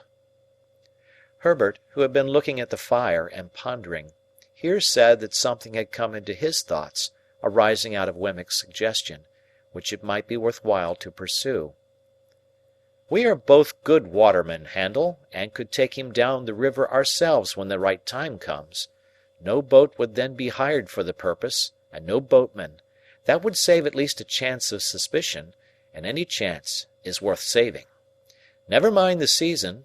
Don't you think it might be a good thing if you began at once to keep a boat at the Temple stairs, and were in the habit of rowing up and down the river? You fall into that habit, and then who notices or minds? Do it 20 or 50 times, and there is nothing special in your doing it the 21st or 51st. I liked this scheme, and Provis was quite elated by it. We agreed that it should be carried into execution, and that Provis should never recognise us if we came below bridge, and rode past Mill Pond Bank. But we further agreed that he should pull down the blind in that part of his window which gave upon the east whenever he saw us, and all was right. Our conference being now ended, and everything arranged, I rose to go, remarking to Herbert that he and I had better not go home together, and that I would take half an hour's start of him. "I don't like to leave you here," I said to Provis, "though I cannot doubt your being safer here than near me. Good-bye." "Dear boy," he answered, clasping my hands, "I don't know when we may meet again, and I don't like good-bye. Say good night." "Good night." Herbert will go regularly between us, and when the time comes you may be certain I shall be ready. Good night, good night." We thought it best that he should stay in his own rooms, and we left him on the landing outside his door, holding a light over the stair rail to light us downstairs. Looking back at him, I thought of the first night of his return, when our positions were reversed, and when I little supposed my heart could ever be as heavy and anxious at parting from him as it was now. Old Barley was growling and swearing when we repassed his door, with no appearance of having ceased or of meaning to cease. When we got to the foot of the stairs, I asked Herbert whether he had preserved the name of Provis. He replied, "Certainly not," and that the lodger was Mr. Campbell. He also explained that the utmost known of Mr. Campbell there was, that he, Herbert, had Mr. Campbell consigned to him, and felt a strong personal interest in his being well cared for, and living a secluded life. So, when we went into the parlour where Mrs. Whimple and Clara were seated at work, I said nothing of my own interest in Mr. Campbell, but kept it to myself. When I had taken leave of the pretty, gentle, dark-eyed girl, and of the motherly woman who had not outlived her honest sympathy with a little affair of true love, I felt as if the old green copper rope-walk had grown quite a different place. Old Barley might be as old as the hills, and might swear like a whole field of troopers, but there were redeeming youth and trust and hope enough in Chink's basin to fill it to overflowing. And then I thought of Estella, and of our parting, and went home very sadly. All things were as quiet in the Temple as ever I had seen them. The windows of the rooms on that side, lately occupied by Provis, were dark and still, and there was no lounger in Garden Court. I walked past the fountain twice or thrice before I descended the steps that were between me and my rooms, but I was quite alone. Herbert, coming to my bedside when he came in, for I went straight to bed, dispirited and fatigued, made the same report. Opening one of the windows after that, he looked out into the moonlight, and told me that the pavement was as solemnly empty as the pavement of any cathedral at that same hour. Next day I set myself to get the boat. It was soon done, and the boat was brought round to the Temple stairs, and lay where I could reach her within a minute or two. Then I began to go out as for training and practice, sometimes alone, sometimes with Herbert. I was often out in cold, rain, and sleet, but nobody took much note of me after I had been out a few times. At first, I kept above Blackfriars Bridge, but as the hours of the tide changed, I took towards London Bridge. It was Old London Bridge in those days, and at certain states of the tide there was a race and fall of water there which gave it a bad reputation. But I knew well enough how to shoot the bridge after seeing it done, and so began to row about among the shipping in the Pool and down to Erith. The first time I passed Mill Pond Bank, Herbert and I were pulling a pair of oars, and both in going and returning we saw the blind towards the east come down. Herbert was rarely there less frequently than 3 times in a week, and he never brought me a single word of intelligence that was at all alarming. Still, I knew that there was cause for alarm, and I could not get rid of the notion of being watched. Once received, it is a haunting idea. How many undesigning persons I suspected of watching me, it would be hard to calculate. In short, I was always full of fears for the rash man who was in hiding. Herbert had sometimes said to me that he found it pleasant to stand at one of our windows after dark, and when the tide was running down, and to think that it was flowing, with everything it bore, towards Clara. But I thought with dread that it was flowing towards Magwitch, and that any black mark on its surface might be his pursuers, going swiftly, silently, and surely to take him.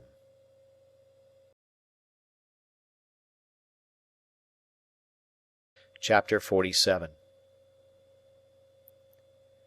Some weeks passed without bringing any change. We waited for Wemmick, and he made no sign. If I had never known him out of Little Britain, and had never enjoyed the privilege of being on a familiar footing at the castle, I might have doubted him. Not so for a moment, knowing him as I did. My worldly affairs began to wear a gloomy appearance, and I was pressed for money by more than one creditor. Even I myself began to know the want of money, I mean of ready money in my own pocket, and to relieve it by converting some easily spared articles of jewellery into cash. But I had quite determined that it would be a heartless fraud to take more money from my patron in the existing state of my uncertain thoughts and plans. Therefore, I had sent him the unopened pocket-book by Herbert to hold in his own keeping, and I felt a kind of satisfaction, whether it was a false kind or a true, I hardly know, in not having profited by his generosity since his revelation of himself. As the time wore on, an impression settled heavily upon me that Estella was married. Fearful of having it confirmed, though it was all but a conviction, I avoided the newspapers, and begged Herbert, to whom I had confided the circumstances of our last interview, never to speak of her to me. Why I hoarded up this last wretched little rag of the robe of hope that was rent and given to the winds, how do I know? Why did you who read this commit that not dissimilar inconsistency of your own last year, last month, last week? It was an unhappy life that I lived, and its one dominant anxiety, towering above all its other anxieties, like a high mountain above a range of mountains, never disappeared from my view. Still, no new cause for fear arose. Let me start from my bed as I would, with the terror fresh upon me that he was discovered, let me sit listening as I would with dread for Herbert's returning step at night, lest it should be fleeter than ordinary, and winged with evil news. For all that, and much more to like purpose, the round of things went on. Condemned to inaction and a state of constant restlessness and suspense, I rowed about in my boat, and waited, as I best could. There were states of the tide when, having been down the river, I could not get back through the eddy-chafed arches and starlings of old London Bridge. Then, I left my boat at a wharf near the custom-house, to be brought up afterwards to the Temple stairs. I was not averse to doing this, as it served to make me and my boat a commoner incident among the waterside people there. From this slight occasion sprang two meetings that I have now to tell of. One afternoon, late in the month of February, I came ashore at the wharf at dusk. I had pulled down as far as Greenwich with the ebb tide, and had turned with the tide. It had been a fine, bright day, but had become foggy as the sun dropped, and I had had to feel my way back among the shipping pretty carefully. Both in going and returning I had seen the signal in his window, "All well." As it was a raw evening and I was cold, I thought I would comfort myself with dinner at once, and as I had hours of dejection and solitude before me if I went home to the Temple, I thought I would afterwards go to the play. The theatre where Mr. Wopsle had achieved his questionable triumph was in that waterside neighbourhood. It is nowhere now, and to that theatre I resolved to go. I was aware that Mr. Wopsle had not succeeded in reviving the drama, but on the contrary had rather partaken of its decline. He had been ominously heard of, through the playbills, as a faithful black, in connection with a little girl of noble birth, and a monkey; and Herbert had seen him as a predatory Tartar of comic propensities, with a face like a red brick, and an outrageous hat all over bells. I dined at what Herbert and I used to call a geographical chop-house, where there were maps of the world in porter-pot rims on every half-yard of the tablecloths, and charts of gravy on every one of the knives. To this day, there is scarcely a single chop-house within the Lord Mayor's dominions which is not geographical, and wore out the time in dozing over crumbs, staring at gas, and baking in a hot blast of dinners. By and by I roused myself and went to the play. There I found a virtuous boatswain in his Majesty's service, a most excellent man, though I could have wished his trousers not quite so tight in some places, and not quite so loose in others.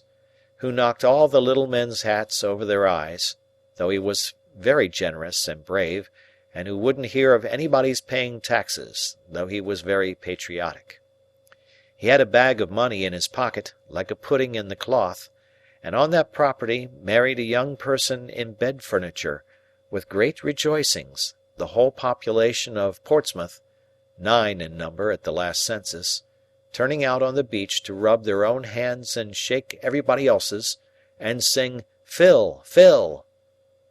A certain dark-complexioned swab, however, who wouldn't fill, or do anything else that was proposed to him, and whose heart was openly stated, by the boatswain, to be as black as his figurehead, proposed to 2 other swabs to get all mankind into difficulties, which was so effectually done, the swab family having considerable political influence, that it took half the evening to set things right, and then it was only brought about through an honest little grocer with a white hat, black gaiters, and red nose, getting into a clock with a gridiron and listening, and coming out, and knocking everybody down from behind with the gridiron whom I couldn't confute with what he had overheard. This led to Mr. Wopsle's, who had never been heard of before, coming in with a star and garter on, as a plenipotentiary of great power direct from the Admiralty, to say that the swabs were all to go to prison on the spot, and that he had brought the boatswain down the Union Jack, as a slight acknowledgment of his public services. The boatswain, unmanned for the first time, respectfully dried his eyes on the Jack, and then cheering up, and addressing Mr. Wopsle as "Your Honour," solicited permission to take him by the fin. Mr. Wopsle, conceding his fin with a gracious dignity, was immediately shoved into a dusty corner, while everybody danced a hornpipe, and from that corner, surveying the public with a discontented eye, became aware of me. The second piece was the last new grand comic Christmas pantomime, in the first scene of which it pained me to suspect that I detect Mr. Wopsle with red worsted legs under a highly magnified phosphoric countenance and a shock of red curtain fringe for his hair, engaged in the manufacture of thunderbolts in a mine, and displaying great cowardice when his gigantic master came home, very hoarse, to dinner. But he presently presented himself under worthier circumstances, for, the genius of youthful love being in want of assistance, on account of the parental brutality of an ignorant farmer who opposed the chance of his daughter's heart by purposely falling upon the object, in a flour sack, out of the first-floor window, summoned a sententious enchanter, and he, coming up from the antipodes rather unsteadily, after an apparently violent journey, proved to be Mr. Wopsle in a high-crowned hat, with a necromantic work in 1 volume under his arm.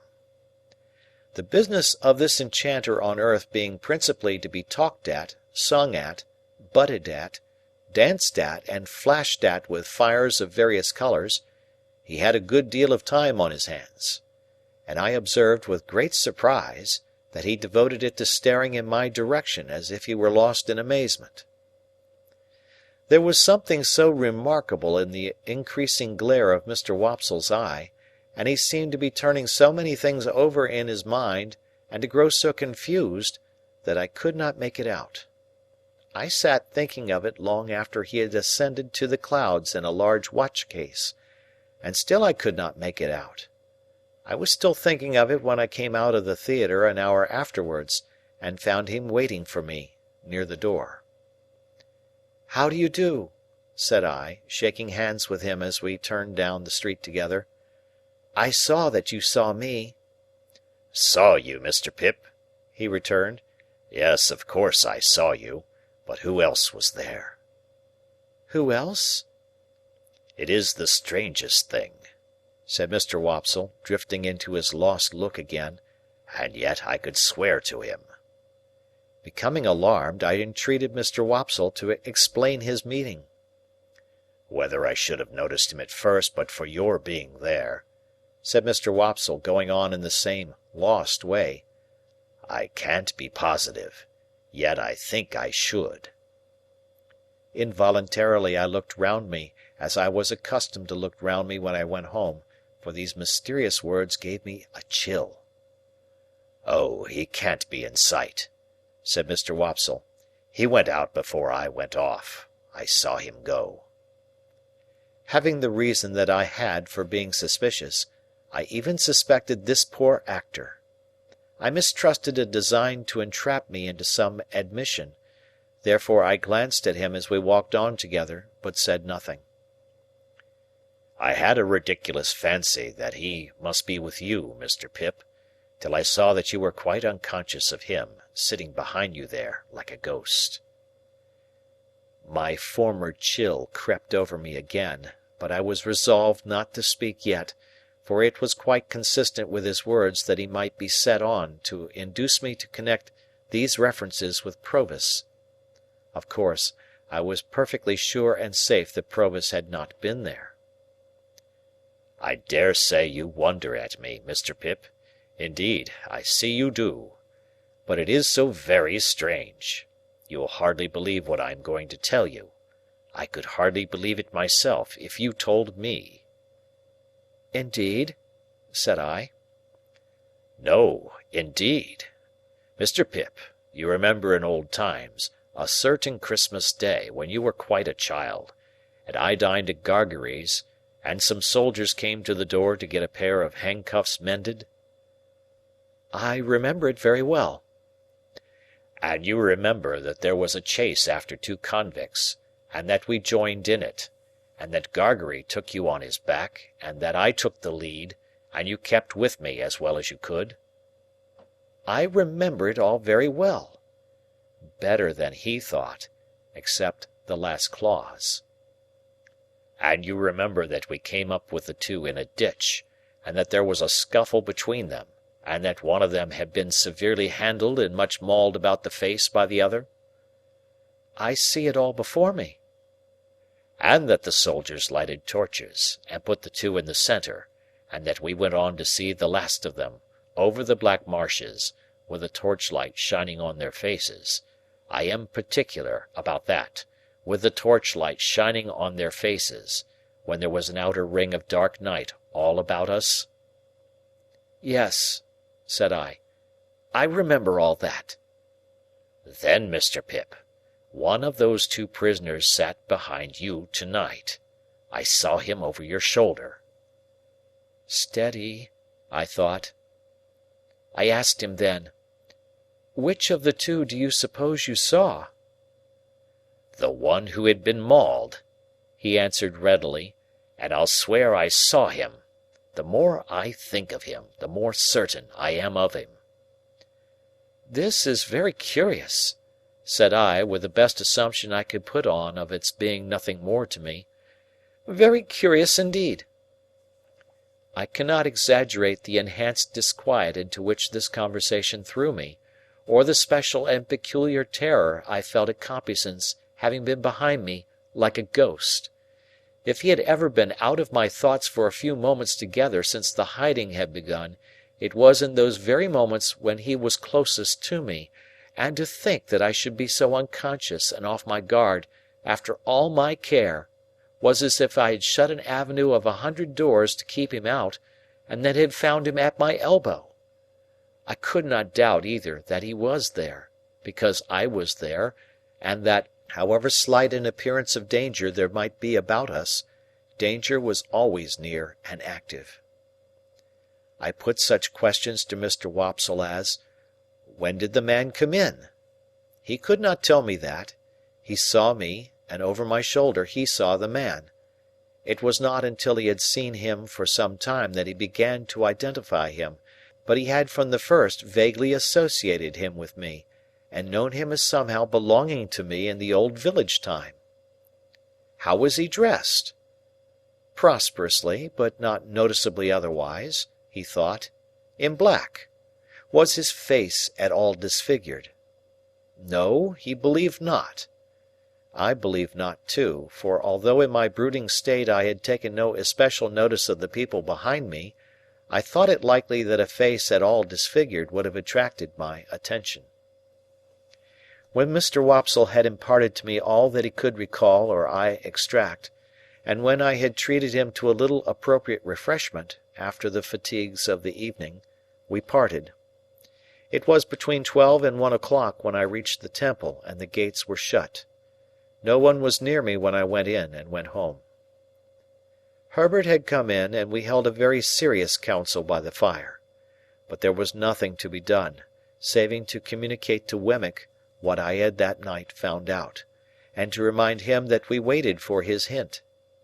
As I thought that I might compromise him if I went too often to the castle, I made this communication by letter. I wrote it before I went to bed, and went out and posted it, and again no one was near me. Herbert and I agreed that we could do nothing else but be very cautious. And we were very cautious indeed, more cautious than before, if that were possible, and I for my part never went near Chink's Basin, except when I rode by, and then I only looked at Mill Pond Bank as I looked at anything else.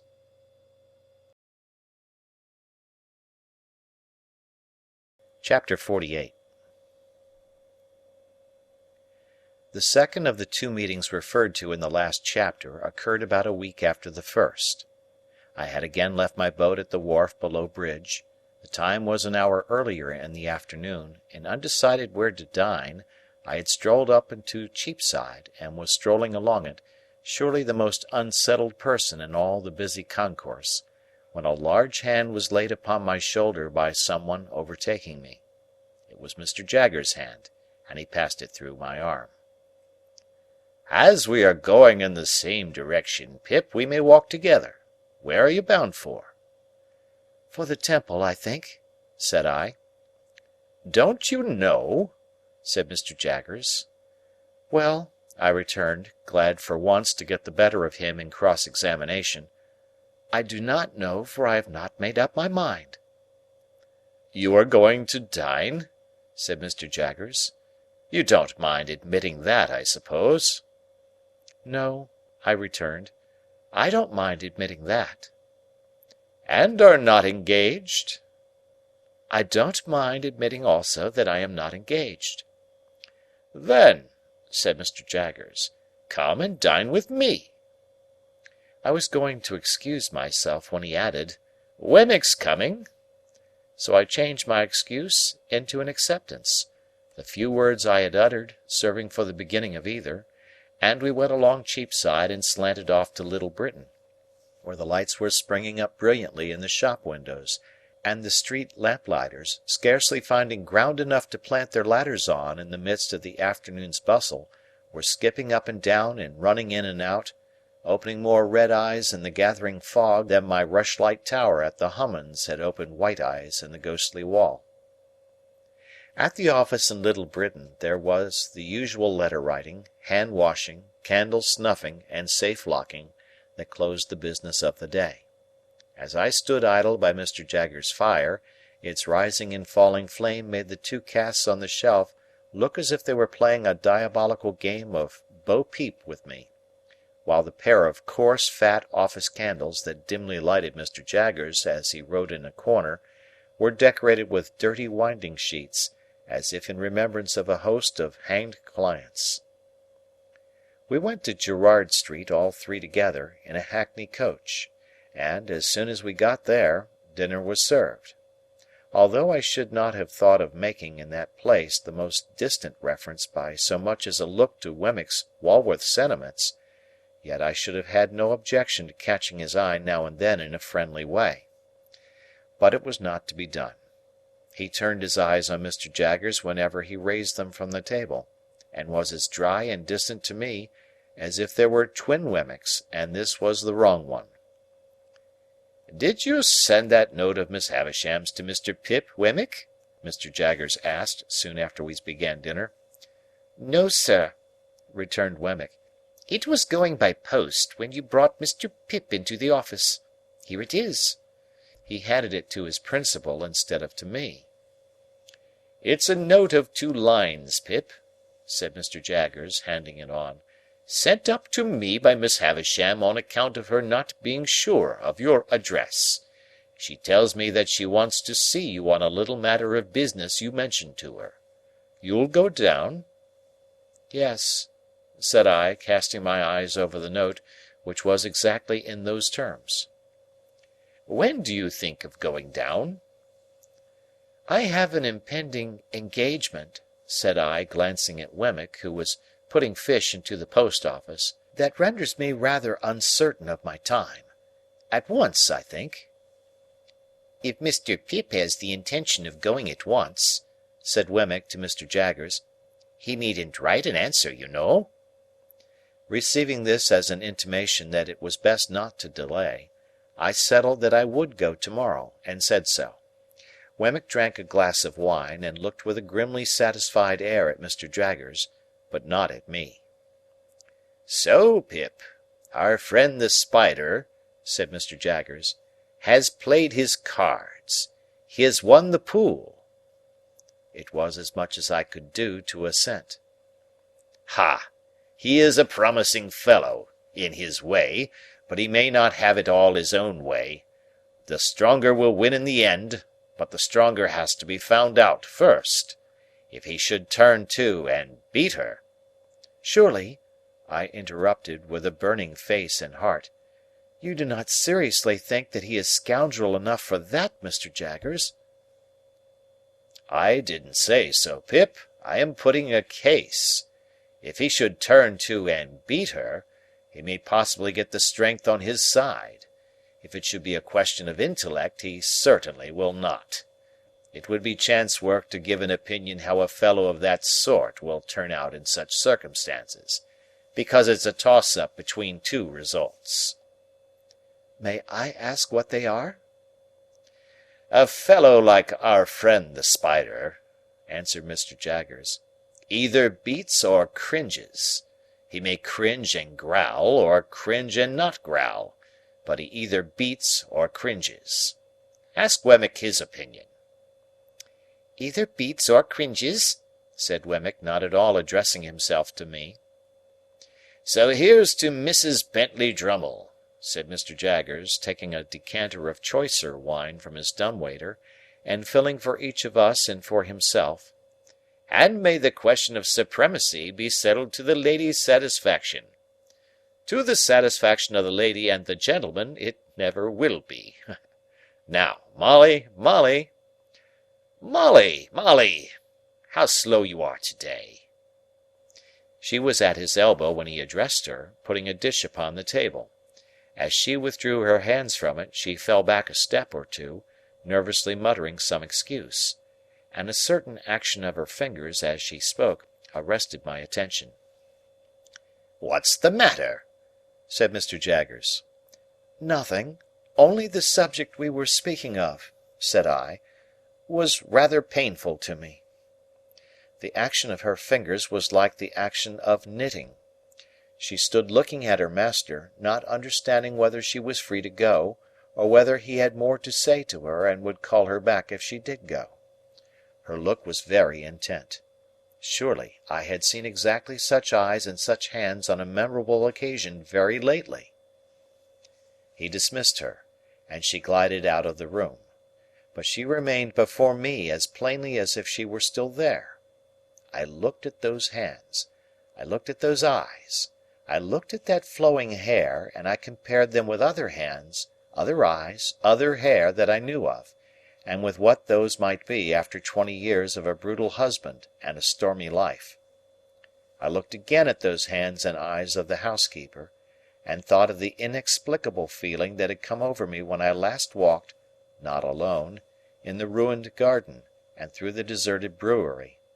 I thought how the same feeling had come back when I saw a face looking at me, and a hand waving to me from a stage-coach window, and how it had come back again and had flashed about me like lightning, when I had passed in a carriage, not alone, through a sudden glare of light in a dark street.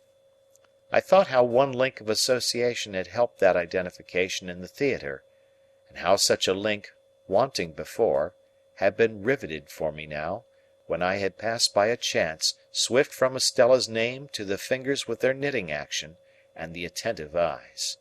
And I felt absolutely certain that this woman, was Estella's mother. Mr. Jaggers had seen me with Estella, and was not likely to have missed the sentiments I had been at no pains to conceal. He nodded when I said the subject was painful to me, clapped me on the back, put round the wine again, and went on with his dinner. Only twice more did the housekeeper reappear, and then her stay in the room was very short, and Mr. Jaggers was sharp with her. But her hands were Estella's hands, and her eyes were Estella's eyes, and if she had reappeared 100 times I could have been neither more sure nor less sure that my conviction was the truth. It was a dull evening, for Wemmick drew his wine, when it came round, quite as a matter of business, just as he might have drawn his salary when that came round, and with his eyes on his chief sat in a state of perpetual readiness for cross-examination. As to the quantity of wine, his post-office was as indifferent and ready as any other post-office for its quantity of letters. From my point of view, he was the wrong twin all the time, and only externally like the Wemmick of Walworth. We took our leave early, and left together. Even when we were groping among Mr. Jaggers' stock of boots for our hats, I felt that the right twin was on his way back, and we had not gone 6 yards down Gerrard Street in the Walworth direction, before I found that I was walking arm in arm with the right twin, and that the wrong twin had evaporated into the evening air. "Well," said Wemmick, "that's over. He's a wonderful man, without his living likeness, but I feel that I have to screw myself up when I dine with him, and I dine more comfortably unscrewed." I felt that this was a good statement of the case, and told him so. "Wouldn't say it to anybody but yourself," he answered. "I know that what is said between you and me goes no further." I asked him if he had ever seen Miss Havisham's adopted daughter, Mrs. Bentley Drummle. He said no. To avoid being too abrupt, I then spoke of the Aged and of Miss Skiffins. He looked rather sly when I mentioned Miss Skiffins, and stopped in the street to blow his nose, with a roll of the head, and a flourish not quite free from latent boastfulness. "Wemmick," said I, "do you remember telling me, before I first went to Mr. Jaggers' private house, to notice that housekeeper?" "Did I?" he replied. "Ah, I dare say I did. Deuce take me," he added suddenly, "I know I did. I find I am not quite unscrewed yet." "A wild beast tamed, you called her." "And what do you call her?" "The same. How did Mr. Jaggers tame her, Wemmick?" "That's his secret. She has been with him many a long year." "I wish you would tell me her story. I feel a particular interest in being acquainted with it. You know that what is said between you and me goes no further." "Well," Wemmick replied, "I don't know her story. That is, I don't know all of it. But what I do know I'll tell you. We are in our private and personal capacities, of course." "Of course." "A score or so of years ago, that woman was tried at the Old Bailey for murder, and was acquitted. She was a very handsome young woman, and I believe had some gipsy blood in her. Anyhow, it was hot enough when it was up, as you may suppose."